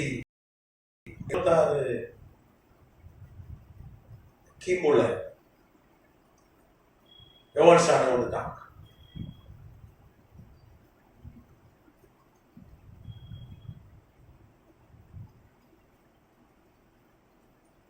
இது வரைக்கும் யோவான் ஸ்நானகன் காலம் வரைக்கும் அப்படியா? 430 கிபியா இது ஏடி இது ஏறக்குறைய 456 ஆண்டுகள் ஒரு பெரிய இடைவெளி. இதை குறித்து நமக்கு அறிவு இல்லாதனால, நமக்கு தெரியாதனால அதை இரு காலம் அப்படின்னு சொல்லி, டார்க் பீரியட் அப்படின்னு சொல்லி ஆங்கிலத்துல சொல்றாங்க. டெஸ்டமெண்டல் பீரியட் என்பதுதான் கரெக்ட். ரெண்டு ஏற்பாடுகள் மத்திய காலம் தான் சரியான ஒரு வார்த்தை. கர்த்தராமத்துக்கு ஸ்தோத்திரம். அப்போ நிறைய கேள்விகள் இருக்கிறது. அந்த காலகட்டத்தில் ஊழியமே இல்லையா, அன்றைக்கு சபை இல்லையா, தீர்க்கதரிசிகள் இல்லையா, கர்த்தருடைய வார்த்தை இல்லையா அப்படின்லாம் சொல்லி நிறைய கேள்விகள் இருக்கு. அந்த காலத்துல ஊழியர்களே இல்லையா அப்படின்னு கேள்விகள் இருக்கிறது. அந்த காலகட்டங்கள் பைபிள்ல நமக்கு சொல்லப்பட்டிருந்தாலும் நிறைய நமக்கு விடாவறையா இல்லாதனால நாம் நினைச்சு கொண்டிருக்கிறோம் அந்த காலகட்டத்துல ஒரு ஆவிக்குரிய ஒரு சம்பவம் நடக்கவில்லை அப்படின்னு சொல்லி நம்ம நினைத்து கொண்டிருக்கிறோம். கர்த்தராமத்துக்கு ஸ்தோத்திரம். அப்போ இந்த 456 வெளியில என்ன நடந்தது அப்படின்னு சொல்லி பார்த்தீங்கன்னா, மல்கியா தீர்க்கதரிசி காலத்துலதான், மேதிய பெர்சிய சாம்ராஜ்ய காலத்துல தான் மல்கியா தீர்க்கதரிசி தீர்க்கதரிசனம் சொன்னான். மேதிய பெர்சிய, அப்ப மேதிய பெர்சிய சாம்ராஜ்யம்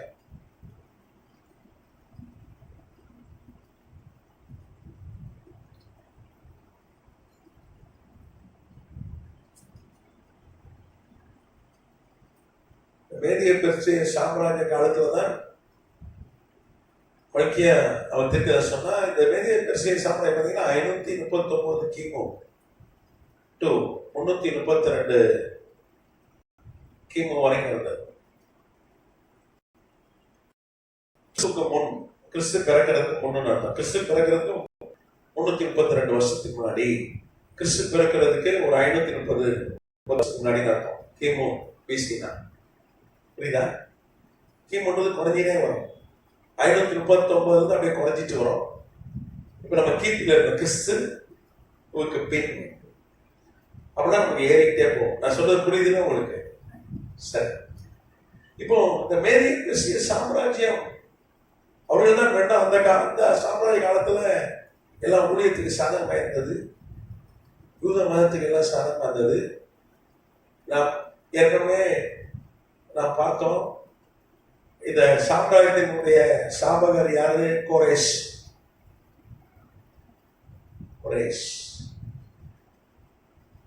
ஆங்கிலத்தில் சைரஸ்.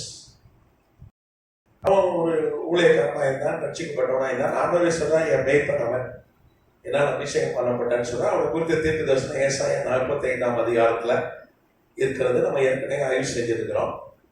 அவன் தான் அவனுக்கு தேவாலயத்தை கட்டி கொடுத்தான். தேவாலயம் எப்போது கட்டப்பட்டது? 515 கிமு, 2ஆம் தேவாலயம்.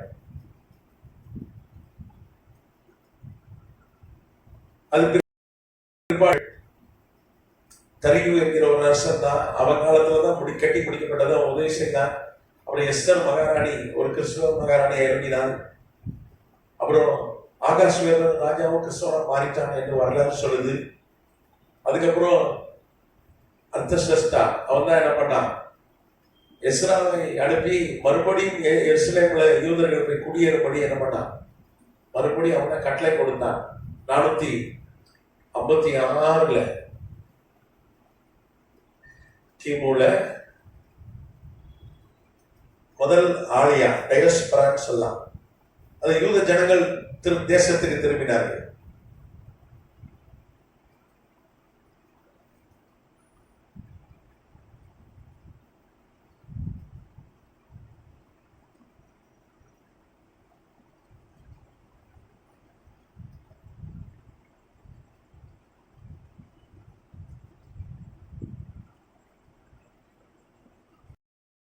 இதை செய்தது அர்த்தசஷ்டா.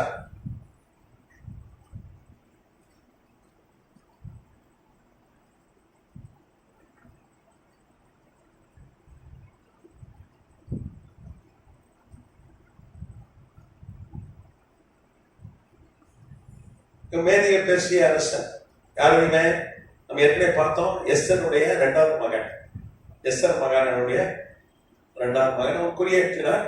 அதுக்கப்புறம் 444 வந்து கிமுல நெகேமியா, கர்த்தர் நெகேமியா கொண்டு அலங்கம் எருசலேம் அலங்கம் கட்டப்படுகிறது. அது போன வகுப்புல பார்த்தோம்.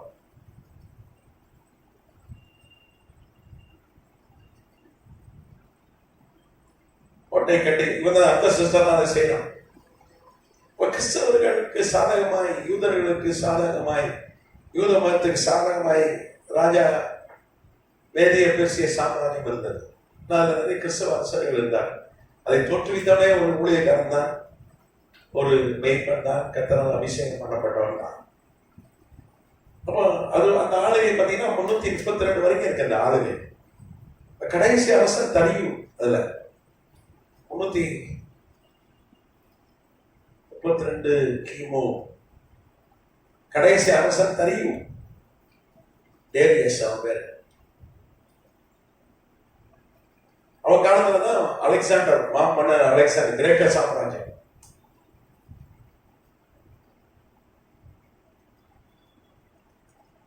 யார் வரா? மாமன்னர்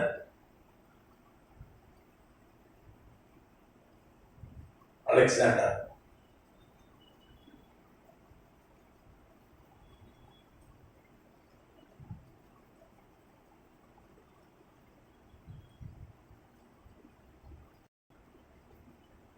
அலெக்சாண்டர் வருகிறான்.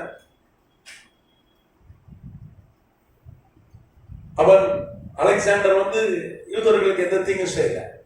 எஸ்லேம வந்து அவன் வந்து தேவாலயத்தில் வந்து தொழுது கொண்டான் என்று வரலாறு சொல்லுவான். ஏன்னா அவன் ஒரு கனவு கண்டான். கர்த்தர் அவனுக்கு தரிசனம் மூலமாய் பேசி கனவுல எச்சரிச்சு எஸ்லேமை அவன் போரிட்டு அழிக்கல, மாறாக எஸ்லேமை பிடித்த பொழுது அங்கே வந்து என்ன பண்றான்? கர்த்தரை தொழுது கொண்டான் என்று வரலாறு சொல்கிறது. அப்போ அலெக்சாண்டர் மாமன்னன் இருக்கிற வரைக்கும் எந்த பிரச்சனை இல்லை, எல்லாம் சுமூகமாக இருந்தது. அதுக்கு பிற்பாடு இவன் மரித்து போனான். அலெக்சாண்டர் மரிச்சிட்டான். அலெக்சாண்டர் மரித்து போன பிறகு யூத மதத்துக்கு இன்னைக்கு பழைய கிறிஸ்தவர்கள், யூதமான பழைய கிறிஸ்தவர்கள், அன்னைக்கு ஊழியாதான், அன்னைக்கு தீர்க்கதரிசிகள் உண்டு, ஆசாரியர்கள் உண்டு, தேவாலயம் உண்டு, அன்னைக்கு பழைய ஏற்பாடு உண்டு, மல்கியா தீர்க்கதரிசி இருக்க நூல்கள் உண்டு. அன்னைக்கு இந்த கிரேக்க சமுதாயத்துல தான் ரொம்ப உபத்திர காலம். அன்னைக்கு நாடு இல்லாமல் தான் இருந்தார்கள். அவங்களுக்கு இஸ்ரேல் தேசம் கிடையாது. அவங்க இழந்து போன தேசத்தை அவங்க வீட்டுக்கு கொள்ளல. ஆனா இஸ்ரேல குடியிருந்தாங்கன்னா கிரேக்க சாம்ராஜ்யம் அவங்களை ஆட்சி செய்தது. அவர்களுக்கு எப்படி வெள்ளக்காரனுக்கு அடிமையா இருந்தாலும் அதே மாதிரி அவர்கள் கிரீஸ் நாடு, கிரீஸ்னா ஐரோப்பாவில் இருக்க நாடு, அந்த நாட்டுக்கு அவங்க அடிமையா இருந்தாங்க. அலெக்சாண்டர் மரித்து போன பிறகு தேசம் நாளெல்லாம் உடைந்து விட்டது. அலெக்சாண்டருக்கு 4 தளபதிகள் அந்த ஆமா, டோலமி, செலுக்கஸ், நிக்கட்டர் போன்ற 4 தளபதிகள் தலைமையில அன்னைக்கு தேசம் நாளாய் உடைந்து விட்டது. அந்த கிரேக்க சாம்ராஜ்யம் 4 துண்டுகளாக உடைந்து விட்டது. கர்த்தர் நாமத்துக்கு ஸ்தோத்திரம். அது குறிப்பா பாத்தீங்கன்னா தானியேல் தீர்க்கதரிசி புஸ்தகம் 8ஆம் அதிகாரம் 14ஆம் வசனம், அது வாசிக்கலாம். தானியேல் தீர்க்கதரிசி புஸ்தகம் 8ஆம் அதிகாரம்.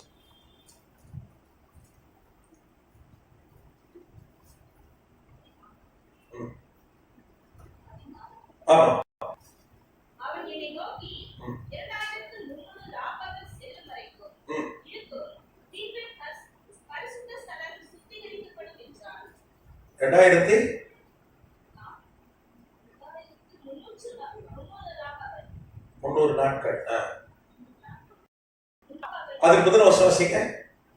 பரிசுத்தவானாகிய ஒருவன் தேசக்கேட்டே, அப்பொழுது வேறொரு பரிசுத்தவான் தேசினவனை நோக்கி அன்றாட பலியை குறித்தும் ஆழ்கடிப்பை உண்டாக்கும் பாதகத்தை குறித்தும் பரிசுத்த ஸ்தலமும் சேனையும் விதிப்பட ஒப்புக் கொடுக்கப்படுவதை குறித்தும் உண்டான தரிசனம் எதுவரைக்கும் இருக்கும் என்று கேட்டான். அவனை நோக்கி 2300 ராப்பகல் செல்லும் வரைக்கும் இருக்கும் தீர்ப்பின் பரிசுத்த ஸ்தலம் சுத்திகரிக்கப்படும் என்றான். நாட்கள் பாத்தீங்கன்னா பரிசுத்த ஸ்தலத்தை ஒரு அரசன் தீட்டுப்படுத்திடுவான் அப்படின்னு தானியேலை கொண்டு உரைக்கப்பட்ட தீர்க்க தரிசனம் இந்த காலகட்டத்தில் தான் நிறைவேறிச்சு. தானியேல் ஆண்டவர் வரப்போகிற காரியங்களை அறிவித்தார். தானியேல் புஸ்தகத்திலே நாம் வாசிக்கிறோம். அதுல 2300 தேவாலயம் தீட்டுப்பட்டிருக்கோம். வழிகள் இருக்காது. நீங்க பாத்தீங்கன்னா அந்த தானியேல் தீர்க்கதரிசி புஸ்தகம் முழுசு நீங்க வாசிங்கன்னா அது குறிப்பா அந்த 8ஆம் அதிகாரம் வாசிங்கன்னா இன்னும் நல்லா உங்களுக்கு நமக்கு புரிய. தொடர்ந்து இந்த தானியேல் தீர்க்கதரிசி புஸ்தகத்தை ஃபுல்லாவே 8ஆவது அதிகாரத்துக்கு பிறகு நீங்க வாசிச்சாதான் உங்களுக்கு தெளிவா நல்லா புரியும். அலெக்சாண்டருடைய மரணத்துக்கு பிறகு இந்த சம்பவம் நடக்கும் என்று இங்கே சொல்லப்பட்டிருக்கிறது. கர்த்தர் நாமத்துக்கு ஸ்தோத்திரம். நீங்க பாத்தீங்கன்னா அந்த முழு அதிகாரம் பாத்தீங்கன்னா தானியேல் 1 பாத்தீங்கன்னா அந்த கிரேக்க அரசாங்கம், நீங்க 6 பாத்தீங்கன்னா நான் ஆற்றின் முன்பாக இருக்க கடை 2 கொம்புகள் உள்ள ஆட்டுக்கடா மட்டும் அது தன் உக்கிர பலத்தோடு அதுக்கு எதிராக. அப்போ 2 கொம்புடைய ஆட்டுக்கடான்றது மேதிய பெர்சிய சாம்ராஜ்யம். 2 கொம்புகள் அதை குறிக்கிறது. அப்ப பாத்தீங்கன்னா மேற்குல இருந்து ஒரு வெள்ளாட்டு கடா, அந்த வெள்ளாட்டு கடா பாத்தீங்கன்னா அதான் அலெக்சாண்டர். அது அந்த வெள்ளாட்டு கடாவை கண்களுக்கு நடுவே விசேஷித்த ஒரு கொம்பு இருந்தது. அப்போ நீங்க அந்த 8ஆம் அதிகாரம் முழுக்க வாசிங்கன்னா புரியும். ஒரு வெள்ளாட்டு கடா வருகிறது, அதுக்கு ஒத்த கொம்பு இருக்கு, விசேஷ கொம்பு. அது மேதிய பெர்சிய சாம்ராஜ்யம் அடையாளம் மூலமாக சொல்லப்பட்டிருக்கிறது. அந்த 2 கொம்புகளை குறித்து போட்டது. கிட்ட சேர கண்டேன். அது ஆட்டுக்கடாவின் மேல் கோபம் கொண்டு அதை முட்டி அதன் 2 கொம்புகளையும் முடித்து போட்டது. அதற்கு முன் இருக்க ஆட்டுக்கடாவுக்கு பலமில்லாமல் வெள்ளாட்டுக்கடா அந்த தரையில தள்ளி மிதித்து போட்டது. அதன் கைக்கு ஆட்டுக்கடாவை இல்லை. பைபிளை எங்களை மிருகம் சொல்லப்பட்ட ராஜ்யங்களை குறிக்கிறது. அது அடையாளம் கொம்புகள் அரசர்களை குறிக்கிறது. இங்கே மேற்குல இருந்து வந்த வெள்ளாட்டுக்கடான்னா அலெக்சாண்டர், கிரேக்க சாம்ராஜ்யம். இந்த ஒத்த கொம்பு அலெக்சாண்டர், விசேஷமான கொம்பு. இங்கே நீங்க பாத்தீங்கன்னா ஆட்டுக்கடா 2 கொம்புள்ள ஆட்டுக்கடா வந்து மேதிய பெர்சிய அவர் தெளிவா எழுதி போடுறாங்க.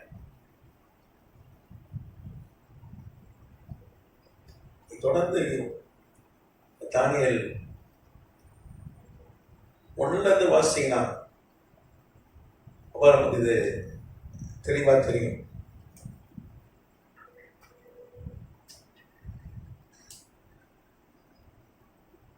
எட்டாம் வசனம் வாசிங்க. அதே தானியேல் 8:8. அப்பொழுது வெள்ளாட்டுக்கடா மிகுதியும் வல்லமை கொண்டது. அது பலம் கொண்டு இருக்கையில் அந்த பெரிய கொம்பு முறிந்து போயிற்று. அந்த பெரிய கொம்பு முடிஞ்சு போச்சு. அந்த பெரிய கொம்பு தான் அலெக்சாண்டர். அதற்கு பதிலாக ஆகாயத்தின் 4 திசைகளுக்கும் எதிராக விசேஷித்த 4 கொம்புகள் முளைத்தெழும்பினது. 4 கொம்பு வந்துச்சு. எத்தனை கொம்பு வந்துச்சு? 4 கொம்பு. அலெக்சாண்டர் கிரேக்க சாம்ராஜ்யத்தை குறித்து நமக்கு சொல்லப்பட்ட ஒரு தீர்க்க தரிசனம். கர்த்தர் நாமத்துக்கு ஸ்தோத்திரம். 11ஆம் வசனம். அது 10ஆம் வசனம். அது வானத்தின் சேனை படையிலிருந்து வளர்ந்து சேனையாகிய நட்சத்திரங்களே சிலவற்றை பூமியிலே விழப்பண்ணி அவைகளை மிதித்தது. அது சேனையுடைய அதிபதி பரியந்தமும் தன்னை உயர்த்தி அவரிடத்திலிருந்து அன்றாட பலியை அவருடைய பரிசுத்த ஸ்தானம் கல்லுண்டது. அடுத்தது பாதகத்தோடு நிமித்தம்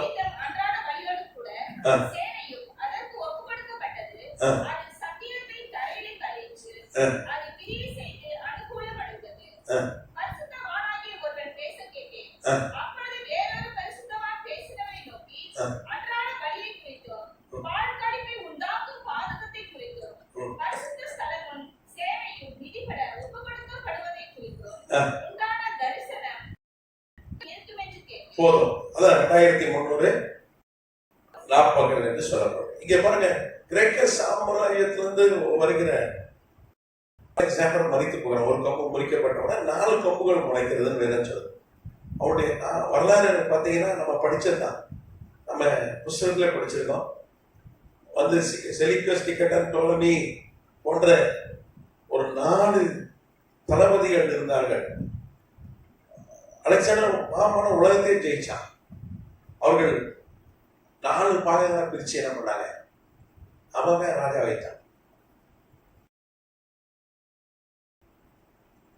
சிரியாவுக்கு ஒரு ராஜா, பாபிலோனுக்கு ஒரு ராஜா, எகிப்துக்கு ஒரு ராஜா, ஆசியாவுக்கு ஒரு ராஜா, அப்படி 4 பிரித்து ஐரோப்பாவுக்கு ஒரு ராஜா, 4ஆக பிரித்து கொண்டார்கள். அதுல ஒருவன் இங்க சொல்லப்பட்டிருக்கு. அதுல ஒருவன் என்ன பண்ணுவானா, அவன் வானத்தின் சேனை குறையேந்து வளருவானா, அதன் சேனையாய நட்சத்திரங்களை விழ பண்ண பார்ப்பானா. அதுக்கப்புறம் சேனையுடைய அதிபதி பரியந்தான் தன்னை உயர்த்தி ஆண்டு சேனையின் அதிபதி, சேனையின் கர்த்தர், அவருக்கே வந்து என்ன பண்ணுவானா, அவருக்கு எதிராக செயல்பட்டு அவரிடத்திலிருந்து அன்றாட பலியை நீக்கிடுவான். அன்றாட பலினா தினந்தோறும் தேவாலயத்தில் அதிகாலையிலையும் மாலையிலையும் பலி செலுத்துவார்கள். அந்தி சந்தி மத்தியான வேளைகளை இங்க பலி செலுத்தப்படும். அன்னைக்கு தேவாலயம் இருந்தது. அன்னைக்கு கோரேசை கொண்டு கர்த்தர் கட்டி கொடுத்த தேவாலயம். தேவாலயம் பிரம்மாண்டமான தேவாலயம், மிக பிரமாண்டம். உலகத்துல அப்படி ஒரு வழிபாட்டு ஸ்தலம் இதுவரைக்கும் இல்லவே இல்லை, இதுவரைக்கும் கட்டப்படவே இல்லை. ஏன்னா இன்னைக்கு அப்படி ஒரு தேவாலயம் கட்டினா வந்து ஒரு 100-150 லட்சம் கோடி செலவாகும் நான் சொன்னேன். ஏன்னா 1 கோடி கிலோக்கு மேல தங்கம் செலவு செய்யப்பட்டு கட்டப்படுது. இன்னைக்கு 1 கிலோ தங்கம் 70 லட்சத்தை தாண்டி விட்டது. தங்கம் உச்சகட்ட விலைக்கு போயிடுச்சு. அது காரணம் என்ன? ஒரு போர் சூழல் இருக்கிறது. ஈரானுக்கும் இஸ்ரேல் நிறைய போர் இருக்கு. நீங்க பாத்தீங்கன்னா ஞாயிற்றுக்கிழமை காலையிலே தாக்கினார்கள். ஒரு 5 மணி நேரம் தாக்குதல். இது வரைக்கும் இஸ்ரேல் நேரடியை தாக்குனதே இல்லை. ஹமாஸ் தீவிரவாதிகள் மூலம், ஹெஸ்புல்லா தீவிரவாதிகள் மூலம், இல்ல மற்ற தீவிரவாதி குழுக்களுக்கு பணம் கொடுத்து ஆயுதம் கொடுத்து அப்படிதான் ஈரான் தாக்கியிருக்கிறதோட தன்னுடைய மண்ணிலிருந்து ஈரான் ஒருபோதும் இஸ்ரேலை தாக்கினது இல்லை. இதான் முதல் தடவை இஸ்ரேல் சோதனை. சோதனை 1948 மே 14 பிறகு ஒரு ஈரானுடைய நேரடி தாக்குதல் இப்பதான். இது வந்து பெரிய அவன் விட்ட அவ்வளவு ஏவுகணையும் வானத்தில் கடத்தி நிறுத்திட்டாங்க. ஏன்னா இவங்கிட்ட அந்த அளவுக்கு அறிவியல் வளர்ச்சி இருக்கு. ஏன்னா ஆண்டவர் சொன்னார், அதுதான் அந்த வாக்கு தத்தம் தான். அதுக்கு அவங்களுக்கு சப்போர்ட்டா இஸ்ரேல் சப்போர்ட்டா அமெரிக்கா, இங்கிலாந்து, பிரான்ஸ், ஜோர்டான் போன்ற நாடுகள், G7 நாடுகள்லாம் வந்து நின்று அவர்கள் அந்த ஏவுகணையை இஸ்ரேல் நாட்டுக்கு வருவதற்கு முன்பாக அவங்களும் தடுத்து நிறுத்தினார்கள். அவர்களும் என்ன பண்ணாங்க? ஏவுகணையை வானத்தில் வெடிக்க வைத்தார்கள். ட்ரோன்கள் 300 ட்ரோன், ஆள் இல்லாத விமானங்கள், சக்தி வாய்ந்த அணு குண்டுகளை ஏற்றி வந்ததெல்லாம் அங்கேயே அழிச்சு போட்டாங்க. இஸ்ரேலுக்கு ஒரு சேதமும் இல்லை. ஒரே ஒரு சின்ன பிள்ளைக்கு மாத்திரம் அடிபட்டுச்சு. அதோட எந்த சேதமும் இல்லை. ஏன்னா திருப்பி அடிப்பார்கள் என்று இன்றைக்கு எல்லாம் வந்து கொஞ்சம் பொருங்கன்னு சொல்லியிருக்காங்க எல்லா நாடுகளும். ஆனாலும் இஸ்ரேல் திருப்பி தாக்குவார்கள் வந்து செய்திகள் வருகிறது. சின்ன நாடு தான் இஸ்ரேல், 1 கோடி. ஆனா ஈரான் வந்து இஸ்ரேல் தாக்குதல் முன்னாடி நிற்காது என்று எல்லாரும் எல்லா வல்லுநர்கள் இருப்பாங்க. இந்த போர் குறித்த அந்த வல்லுநர்கள்லாம் உண்டு. அவங்களாம் என்ன சொன்னா, ஈரான் மக்கள் எல்லாம் பீதியில் இருக்கிறார்கள், அடிச்சு விட்டோம். ஆனா இப்ப என்ன பண்றாங்க? பீதியில் இருக்கிறார்கள். அப்போ ஒரு மோசமான சூழ்நிலை. 1979 வரைக்கும் ஈரான் இஸ்ரேல் நல்லா ஒழுங்கா தான் இருந்தது. ஏன்னா அன்னைக்கு மேற்கத்திய நாடு, ஐரோப்பா நாடுகள், அமெரிக்க நாடுகளுடைய கைப்பாவையாக ஒருத்தர் தான் ஈரான்ல. அவங்களுக்கு வேண்டிய ஒருத்தர் தான் தலைவனாக இருந்தான். ஆனா 1979 நிலைமை மாறி மதவாதிகள் வந்து என்ன பண்ணாங்க? ஈரானை பிடித்து விட்டார்கள். அயோத்துல்லா அப்படின்னு சொல்லுவாங்க. அவர்கள் பிடித்து விட்டார்கள். அவங்க இஸ்ரேலுக்கு எதிர்த்து அவர்களுடைய குறிக்கோளை இஸ்ரேல்ல மேப்ல இல்லாம அழிப்பது தான். எங்களுக்கு 2 கண்ணு போனாலும் பரவாயில்ல, இஸ்ரேலுக்கு ஒத்த கண்ணு போனோம் அப்படின்றதான் அவனுடைய முழு வந்து அஜெண்டாவே அதான், குறிக்கோளே அதான். அதனாலதான் இப்ப அடிச்சிருக்காங்க. அது கூட வந்து இஸ்ரேல் திருப்பி தாக்கும் என்று சொல்கிறார்கள். சும்மா இருக்க மாட்டான், சும்மாவே அடிப்பாங்க. மேல 300 ட்ரோனையும் 5 மணி நேரம் தாக்குதல் நடத்துற சும்மா இருப்பானாங்க. ரொம்ப சக்தி வாய்ந்த ராணுவம் உலகத்துல. ஏன்னா கர்த்தர் அவனோடு இருக்கிறார். ஆண்டவராய் இயேசு கிறிஸ்து ஜீவனுள்ள தேவன் என்பதற்கு சாட்சியே இஸ்ரேல் தேசம் தான். இஸ்ரேல் தேசத்தை பார்த்தா நம்ம தெரிஞ்சுக்கலாம். ஆண்டவர் ஜீவனுள்ள தேவன் இருக்கிறார் என்பத சாட்சியே வந்து இஸ்ரேல் தேசம் தான். ஏன்னா விலைலாம் தங்கலாம் அதனாலதான் ஏறுது. போர் ஆரம்பிச்சுன்னா நிறைய வந்து விலைவாசிலாம் ஏறிடும். பெட்ரோல்லாம் நிறைய ஏறிடும். 15 ரூபா ஒரு காலத்துல வித்துருந்த பெட்ரோல் 90களில் 91 என்று நினைக்கிறேன். முதல் மத்திய கிழக்குல போர் வந்தபோது 15 ரூபா பெட்ரோல் ஒரே நாள் 30 ரூபா ஆச்சு. டபுள் ஆச்சு. இது ஒரு பெரிய ஒரு சூழ்நிலை, மோசமான சூழ்நிலை. ஆனா கர்த்தருடைய வருகை நெருங்கிட்டு இதுதான். சூடான்ல போர் நடக்கு, ஏமன்ல போர் நடக்கிறது, யுக்ரைன் ரஷ்யா போர் நடக்கு, எங்க பார்த்தாலும் போர் நடக்கிறது. ஏன்னா போர் நடக்கும் தான் சொல்லுது கர்த்தருடைய வருகை. துபாயில பாலைவனம், அரேபியால வெள்ளம். யோசிச்சு பாருங்க, அது ஏன் பாலைவனமா இருக்கு? மழை இல்லாதனாலதான். மழையே பெய்யாதனாலதான் பாலைவனம். ஆனா அந்த பாலைவனத்துல வெள்ளம் ஏகப்பட்ட பேர் செஞ்சுட்டான். ஒரு ஸ்கூல் பஸ்ல 10 பிள்ளைங்க அடிச்சு போயிட்டு எல்லாம் தலைகீழா இருக்கு. வனாந்தரத்துல ஆறுகளை உண்டாக்குவே தண்ணீர் தடாகமாகுன்னு சொன்னாரு பாருங்க ஆண்டவர். இன்னைக்கு எங்க பார்த்தாலும் வந்து எல்லாம் வேற தீர்க்கதரிசி நிறைய இதெல்லாம் இருக்கிறது. ஆனா கர்த்தருடைய வருகை கிட்ட வந்துச்சு. ரொம்ப காலம் இல்லை, வெகு சரியமாகிவிட்டது. கர்த்தநாமத்துக்கு. ஏன்னா அந்த அடையாளம்லாம் நிறைவேற்றது. எங்க பாரு பூமி வச்சு நீங்க பாத்தீங்கன்னா பாகிஸ்தான்ல பெரிய மழை வெள்ளம், இடி விழுந்துதான் எல்லாம் செத்தான். வெள்ளத்தை செத்ததோட இடி விழுந்து எத்தனையோ பேர் செத்துட்டதான் நேற்று செய்தி. காலகட்டத்துல நாம் வாழ்ந்து கொண்டிருக்கிறோம். ஆண்டவர் கடைசி காலத்துக்குள்ள எல்லாம் அடையாளங்களை நமக்கு காண்பித்து கொடுத்து கொண்டிருக்கிறார். கர்த்தநாமத்துக்கு ஸ்தோத்திரம். அப்போ பிரமாண்டமான தேவாலயம், காலையில மத்தியானம் சாயங்காலம் பலி செலுத்தி கொண்டே இருப்பார்கள். லட்சக்கணக்கில் கூட்டம் வந்து கொண்டே இருக்கும். திடீர்னு ஒரு கிரேக்க அரசன் வருவான். அவன் அலெக்சாண்டர் வழியில வருகிற ஒரு கிரேக்க அரசன். அவன் எல்லாத்தையும் நிறுத்திடுவான், தேவாலயத்தை மூடிடுவான். அவன் கிறிஸ்தவருக்கு எதிராக கிறிஸ்தவன்றது அன்னைக்கு பழைய யூத மதம் தான். அன்னைக்கு கிறிஸ்தவம். ஆண்டவராக இயேசு கிறிஸ்து யூத மதத்துல தான் வந்தார். 8ஆவது நாள் அவர் விருத்த சேதனம் அவருக்கு செய்தார்கள். ஆண்டவராக இயேசு கிறிஸ்து வர்ற வரைக்கும் கிறிஸ்தவன் ஒண்ணு கிடையாது. யோவான் சாணனை கொண்டுதான் ஞானசானங்கிற ஒரு முறையை கொண்டு அதை அவர் உறுதிப்படுத்திவிட்டு போனார். பிதா குமாரன் பரிசுத்தாவின் நாமத்துல என்ன பண்ணீங்க? ஞானசானம் ஆக்கினைக்குள்ளாக தீர்க்கப்படுவார். அது கட்டாயம் போனார். அவர்தான் ஆதி திருச்சபை பெந்தெகோஸ்தே என்ற நாளை சாபித்தார். அது இடம்தான் தேவாலயம். அது இஸ்லாம்ல மாத்திரம் தான் கட்டணும். ஆங்காங்கே ஜெப ஆலயங்கள். சனிக்கிழமை தோறும் வீட்டு பக்கத்துல ஒரு ஜெப ஆலயம், பாட்டு பாடுவார்கள், சங்கீதம் வாசிப்பார்கள், ஏசாயா நூலை வாசிப்பார்கள். ஒரு வீட்டு கூட்டம் மாதிரி தான் நடக்கும். எக்காலம் ஓதுவார்கள். ஆனா பலி செலுத்த மாட்டாங்க. ஆனா பலி செலுத்துவதற்கு எங்கே போனவங்க? எருசலேமுக்கு தான் போக வேண்டும். தேவாலயம் தான் போனோம். குற்ற நிவாரணம் எங்கதான்? பஸ்காங்க தான். வருஷத்துக்கு ஒரு வாட்டியாக அந்த பிரமாண்டமான கட்டடத்துக்கு போய் என்ன பண்ணணும்? குற்ற நிவாரணம் பலி செலுத்தணும், பஸ்காவை புசிக்கணும். அது எல்லாரும் இருந்து வந்தார்கள். இந்தியாவில் அன்னைக்கே லட்சக்கணக்கில் யூதர்கள் இருந்தாங்க. இன்னைக்கே 50,000 பேர் இருக்காங்க இந்தியாவில். பாம்பேல நான் ஏற்கனவே சொல்லியிருக்கேன், பூனே, கோவா, அப்புறம் கொச்சின் இதெல்லாம் இருக்காங்க. எர்ணாகுளம் டிஸ்ட்ரிக்ட்ல நாகர்கோவில்ல இருந்தவங்க போயிட்டாங்க. ஆந்திரால கொஞ்சம் பேர் இருக்காங்க. அன்னைக்கு பிபிசி டாக்குமெண்ட்ல நான் பார்த்தேன்.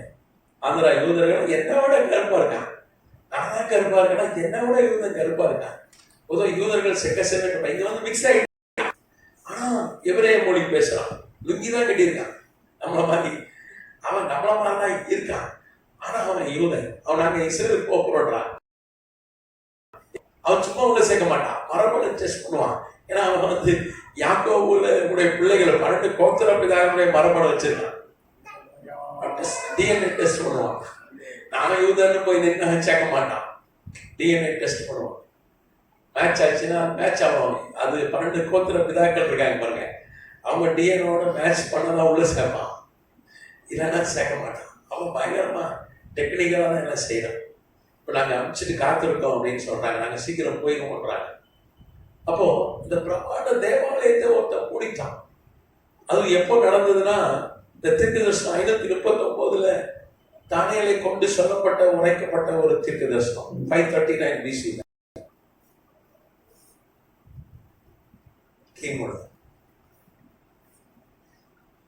அப்ப அவன் 2300 நாட்கள் என்பது 6 வருடமும் 3 ஒரு பகுதி, 6 3 ஒரு பகுதி அப்படின்னு வச்சுங்களேன்.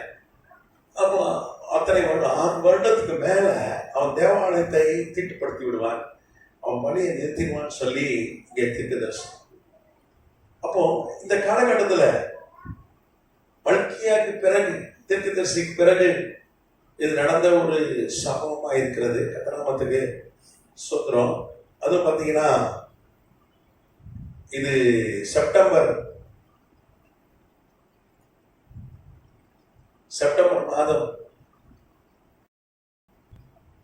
1070 கிமு முதல் செப்டம்பர்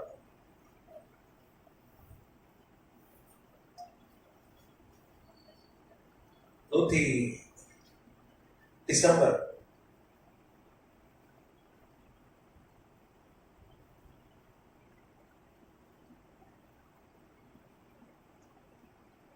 164 கிமு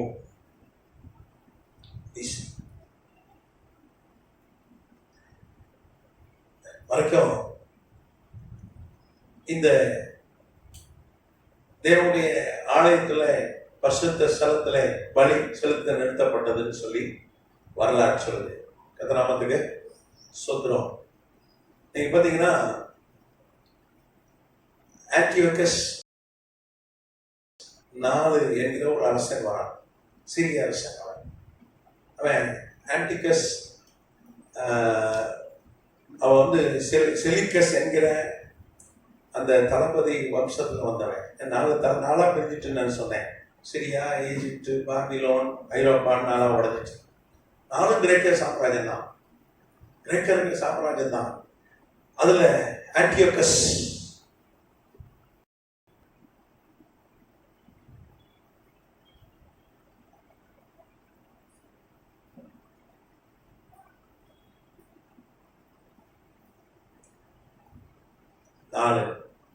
அவனுக்கு எபிபெனஸ் ஒரு பேர் உண்டு.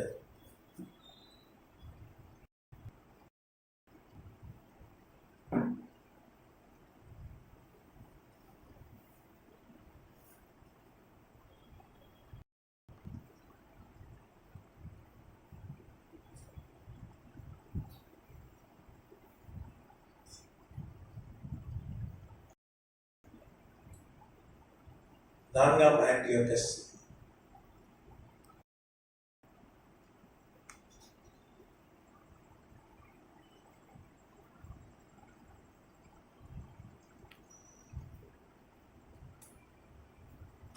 இவதான் என்ன பண்ணான், எருசலேமை பிடித்தான். இவன் வந்து கிரேக்க அரசன். அப்போ மேதிய பெர்சிய சாம்ராஜ்யத்திட்ட தான் இருந்தது அன்னைக்கு எருசலேம். இவன் பிடிச்சிட்டான். பிடிச்சி முதல் வேலையை என்ன பண்ணான், விருத்த சேதனத்தை நிறுத்தினான். நீ உன் இஷ்டத்துக்கு நீ யூத மதத்தை இருக்க முடியாதுன்னு சொன்னான். பலியை நிறுத்திட்டான். கொண்டு பலி செலுத்தினான். பலிபீடத்துல பன்றியை வந்து யூத ஜனங்கள் சாப்பிட மாட்டாங்க, ஏன்னா ஆண்டவர் வந்து சாப்பிடக்கூடாதுன்னு சொல்லிட்டார். குழம்பு உள்ளது அசை போடணும், இது பண்டி அசை போடாது. இந்த குழம்பு இருக்கு, அது சாப்பிடக்கூடாது, அது தீட்டு என்று பழைய அதை கொண்டு வெட்டி கட்டாயப்படுத்தி யூத ஜனங்கள் இதைதான் சாப்பிடணும், ஆசாரியர் இதைதான் சாப்பிடணும்னு சொன்னாங்க. ஜிஎஸ் கொண்டு வந்து விற்கிறாங்க. ஜிஎஸ் இருக்கு பாருங்க, அவங்க விற்கிறாங்க, அதை கொண்டு வந்து வச்சுட்டாங்க.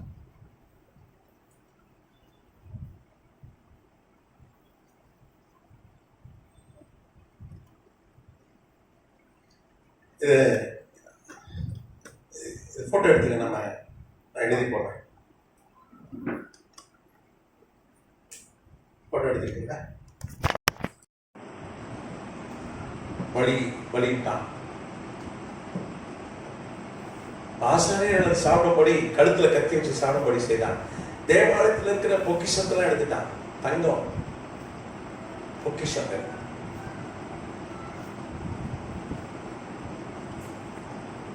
எல்லாத்தையும் எடுத்துட்டான். தேவாலய பொக்கிஷம் எல்லாத்தையும் கொண்டுட்டான். அதுக்கப்புறம் ஜிஎஸ் என்கிற விக்கிரகத்தை வச்சுட்டான்.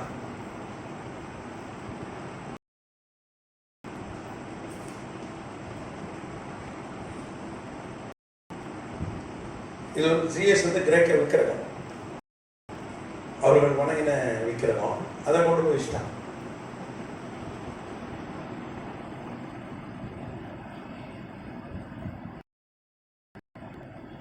அதுக்கப்புறம் பாத்தீங்கன்னா விருத்த சேதனம், இதான் முக்கியம்.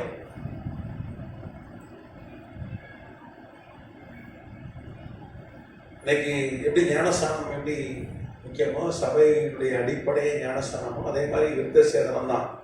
அப்புறம் கிட்ட முதல் விருத்த சேதனம் பண்ண சொல்லி, விருத்த சேதனம் பண்ணாதான் யூதர்கள் யூத மதம் சொல்லி கர்த்தர் பண்ண ஒரு கட்டளை கொடுத்தார். அப்ப அன்னையிலிருந்து ஏற்பட்ட கட்டளை ஆண்டவரை இயேசு கிறிஸ்து விருத்த சேதனம் செய்தார்கள் 8வது நாள். அதை நிறுத்திட்டான். அதுக்கப்புறம் என்ன பண்ணான், ஆசாரியெல்லாம் துரத்திட்டு கிரேக்கஸ் பூஜாரிகள் தேவாலயத்துக்குள்ள.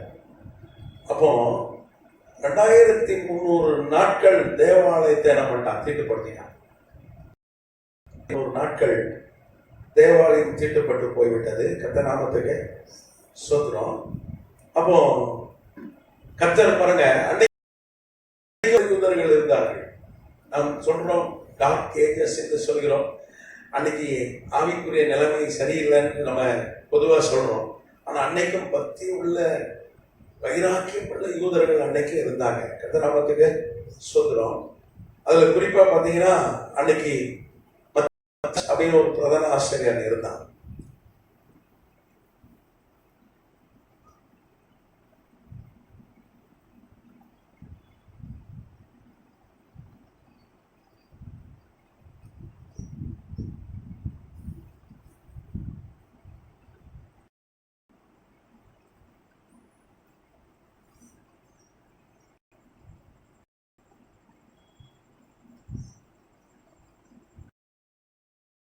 அது பேர் வந்து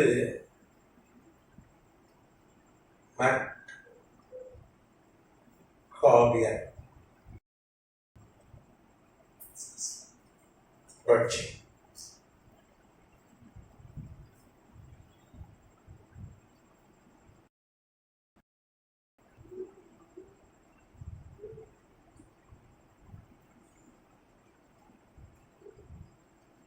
பட்டத்தியாஸ் அப்படின்னு சொல்லி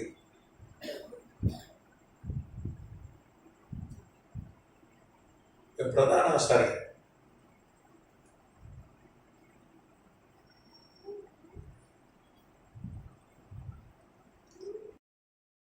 இங்கிலீஷ்ல வந்து மேக்கபியன் ரிவல்ட்.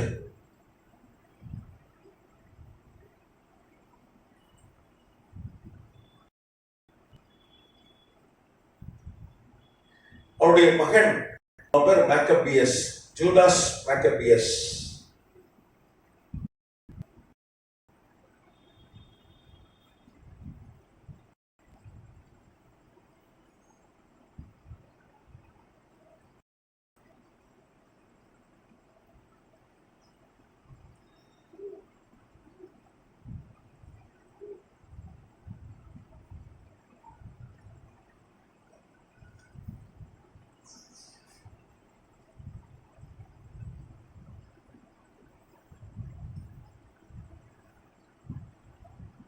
இவர்கள் வந்து அன்றைக்கு அந்த ஆன்டியோக்கஸ் நாளை எதிர்த்தார்கள். ஆனா வந்து அவன் வந்து நாட்டை பிடிச்சிட்டான். இவர்கள் சின்ன சின்ன குழுக்களாக, சின்ன சின்ன குழு, கொரில்லா குழுன்னுவாங்க, சின்ன சின்ன குழுக்கள், கொரில்லா தாக்குதல் என்று சொல்வார்கள். அப்படி குழுக்கள் அமைத்து தாக்கினார்கள். அப்புறம் ஒரு பெரிய ராணுவம், அது யாரு, பிரதான ஆசாரியனுடைய மகன், அவனும் பிரதான ஆசாரியன் தான். அவன் வந்து தேவாலயத்தில் பிரதான ஆசாரியன். அவன் என்ன பண்றான், ஒரு பெரும்படையை கர்த்தர் திரட்டும்படி உதவி செய்தார். அவன் என்ன பண்ணான், இந்த ஆட்சிக்கு ஒரு முடிவு கட்டினான். கிரேக்கருடைய ஆட்சிக்கு ஒரு முடிவு கட்டினான். இந்த ஆன்டியோக்கஸ் செலிகஸ் என்கிறவன் கொடுங்கோலன், அவன் வந்து 2300 நாட்கள் தேவாலயத்தை தீர்ப்புப்படுத்தினாங்க. அதுக்கு அவன் ஒரு முடிவு கட்டினான். அவன் காலத்தில் ஒரு பெரிய எழுப்புதல் உண்டாச்சு என்று வேதம் சொல்லுது. அப்போ நம்ம இரண்ட காலம் என்பது சொல்றது சரியல்ல. மேக்கபியஸ் என்கிற ஒரு பிரதான ஆசாரியனை கர்த்தர் எழுப்பினார். அப்போ 63 தான் வந்து ரோம சாம்ராஜ்யம் இஸ்ரேலை பிடித்தது. 63 கிமுல தான், 63 BC. பாம்பேன்னு ஒருத்தன்,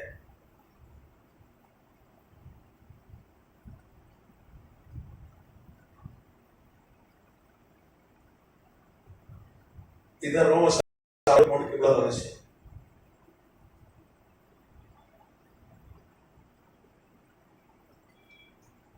அது வரைக்கும் ரோம சாம்ராஜ்யம் வர்ற வரைக்கும் ஜனங்கள் எழுப்புதலோடு தான் இருந்தாங்க என்று வரலாறு சொல்லுது. மேக்கபியஸ், அப்புறம் தம்பி, அன்னைக்கு பாருங்க, யூத சாம்ராஜ்யத்தோடு அது 63 கிமு வரைக்கும் இவர்கள் மக்காபியஸ் கிரேக்கர்களை துரத்தின பிறகு, அது குறிப்பா அந்த ஆன்டியோக்கஸை அவர்கள் யுத்தம் பண்ணி தான் துரத்தான். ஒரு மாபெரும் யுத்தம், ஏன்னா உலகத்தை ஆளுகிற பேரரசர். அதுக்கு பிற்பாடு 63 கிமு வரைக்கும் யூதர்கள் வந்து பிரதான ஆசாரியருடைய குடும்பத்தில் இருந்த ஆட்கள் வந்து ஆளுகை செய்தார்கள். ஆசாரியர்கள் என்ன பண்ணாங்க, இஸ்ரேலை ஆண்டார்கள். இஸ்ரேல் முழுக்க அவர்கள் ஆளுகை இருந்தது. இப்ப ஏறக்குறைய அவங்க 100 வருஷம் ஆளுகை இருந்தது. 100 வருடம் ஆளுகை இருந்தது. இந்த காலகட்டத்தில் மறித்து போகிறான். அவன் தம்பி சேமன், அதுக்கப்புறம் அவன் குடும்பத்தார் வராங்க. அவன் ஜான் வரான் 110 கிமுல.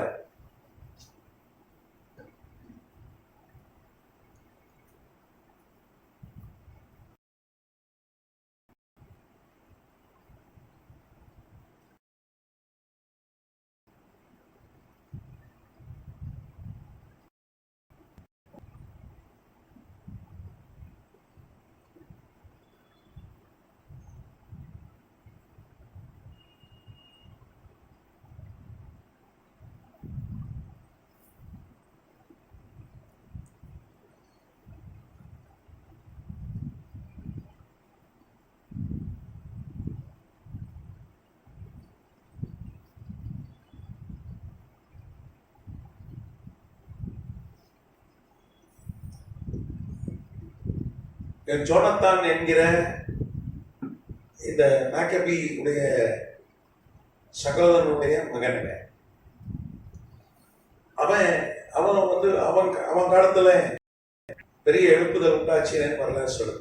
அவன் தான் என்ன பண்ணா 110 கிமுல கெசிம் மலையில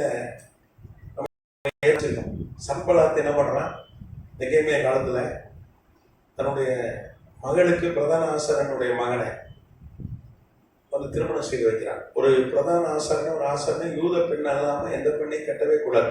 அப்படி கட்டிட்டா அவர்கள் ஊழியம் செய்ய முடியாது. பிரதான ஆசாரியா இருக்க முடியாது, சட்டம். ஆனா அவன் தான் பிரதான ஆசாரியா இருந்தான். மனாசே பேரு பிரதான ஆசாரியா இருந்தான். நம்ம ஏற்கனவே ஆய்வு செஞ்சிருக்கோம். சன்பலாத்துடைய மகள் பேரு என்ன பேரு? நிகாஷா. அவளை தான் பிரதான ஆசை கட்டி வச்சு அவன் என்ன பண்ணான், அவன் பிரதான ஆசிரியர் தான். ஆனா கர்த்தர் என்ன பண்ணான், நெகேமியா அனுப்பி அவன் தான் என்ன பண்ணான், அடிச்சு துரத்துறான். எப்பா நீ தகுதி இல்லை, நீ வெளியே கல்யாணம் பண்ணிட்ட, நீ ஒரு யூத பெண்ணை கட்டியிருக்கணும், லேவியருக்கு கொடுக்கப்பட்ட துரத்துறான். அதுக்கு போட்டிக்கு அவன் ஒரு தேவாலயம் கட்டுறான். நீங்க யோவான் 4ல பாத்தீங்கன்னா இந்த சமாரிய ஸ்திரீ சொல்றான், நாங்க இந்த மலையில கர்த்தரை தொழுது கொண்டோம், நீங்க யூதர்கள் எங்க தொழுது கொள்கிறீர்கள்? எஸ். ஆனா பொழுது அப்போ இல்லை, அந்த தேவாலயம் அடிக்கப்பட்டு இதே மாடல்ல சன்பலத் போட்டிக்கு ஒரு தேவாலயம் கேட்டான். ஏன்னா இன்னைக்கு கர்த்தருடைய திட்டம்னா ஒரே தேவாலயம் இருக்கும், எஸ்லேம்ல மாத்திரம்தான்.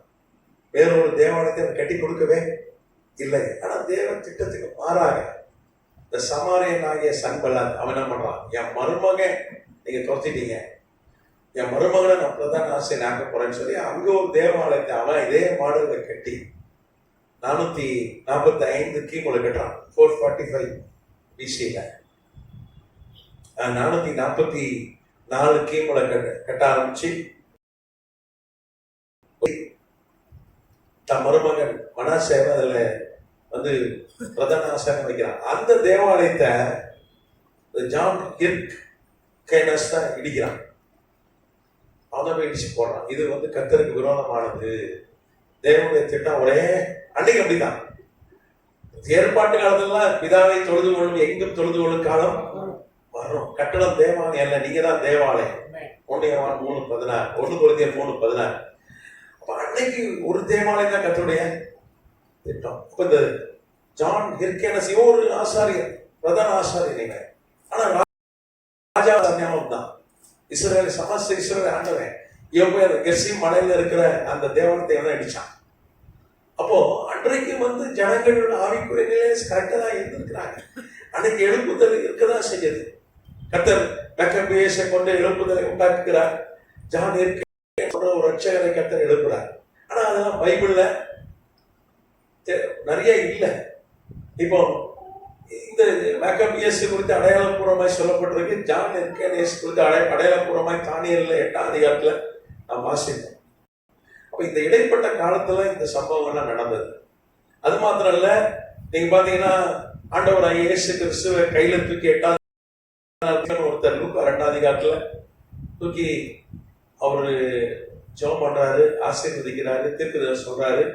அவரை குறித்து லூக்கா நம்ம ஏற்கனவே ஆய்வு செஞ்சிருக்கோம். அவரை குறித்து என்ன சொல்லப்பட்டிருக்கு, ரட்சகரை நீ பாக்குறதுக்கு முன்னாடி நீ சாக மாட்டேன்னு அவர் வாக்கு தத்துவம். அவர் தான் வந்து இந்த லூக்கா ஏசாயா எழுதின நூலை வந்து கிரேக்க மொழியில மொழிபெயர்த்தவர் அவர் தான். அவர் ஆண்டவரை இயேசு கிறிஸ்து கையில தூக்கும் போது அவருக்கு 158 வயசு. ஒரு பேர் தீர்க்கதரிசி எத்தனை வயசு? 100. அவங்கெல்லாம் வந்து இந்த காலகட்டத்தில் இந்த ஜான் ஹெர்கேனிஸ் காலகட்டத்தில் வாழ்ந்த ஆட்கள். அவன் வந்து பாத்தீங்கன்னா கிமு 132 தான் இந்த கிரேக்க மொழியில பழைய ஏற்பாடு மொழிபெயர்க்கப்பட்டது. அப்ப எவ்வளவு பெரிய நல்ல ஆவிக்குரிய நிலை இருந்தா பழைய ஏற்பாடு முதலாக கிரேக்க மொழியில மொழிபெயர்க்கப்பட்டிருக்கும். நம்ம இந்த காலம் சொல்லக்கூடாது.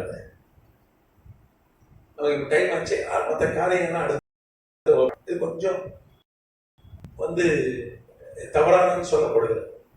இந்த இன்டர் டெஸ்டமெண்டல் பீரியட் மத்தியில் உள்ள காலம் தான் இருண்ட காலம் அல்ல. அது இருண்ட காலம் அல்ல அப்படின்றத இந்த தொடர்ச்சியா நம்ம அடுத்த வகுப்புல நம்ம பார்ப்போம். இப்ப டைம் ஆயிடுச்சு. ஏதோ கேள்வி தான் கேட்டேன். கேள்வி இருக்கா?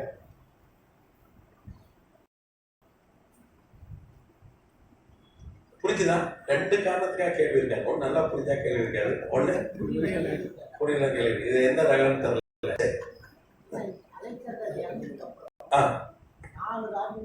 ஆமா எழுதிட்டா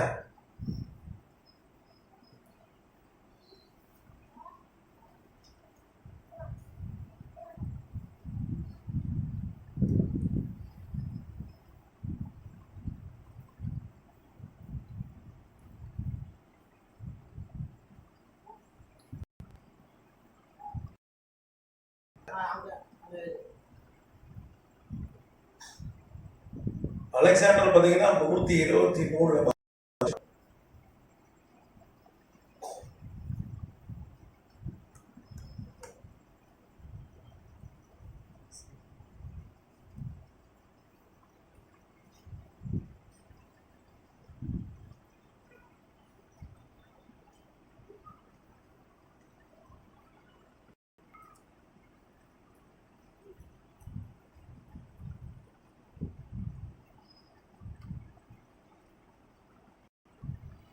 ஜூன் மாதம்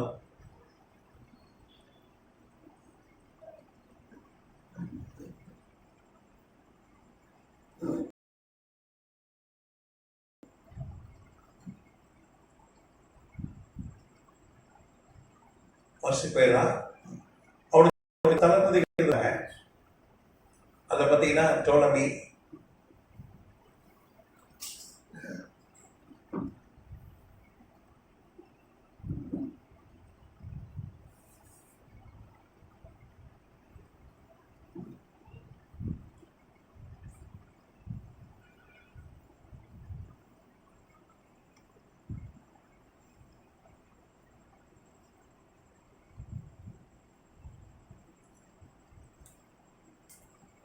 அதுக்கப்புறம்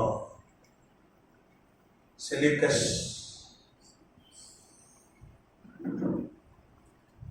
கேட்டார்.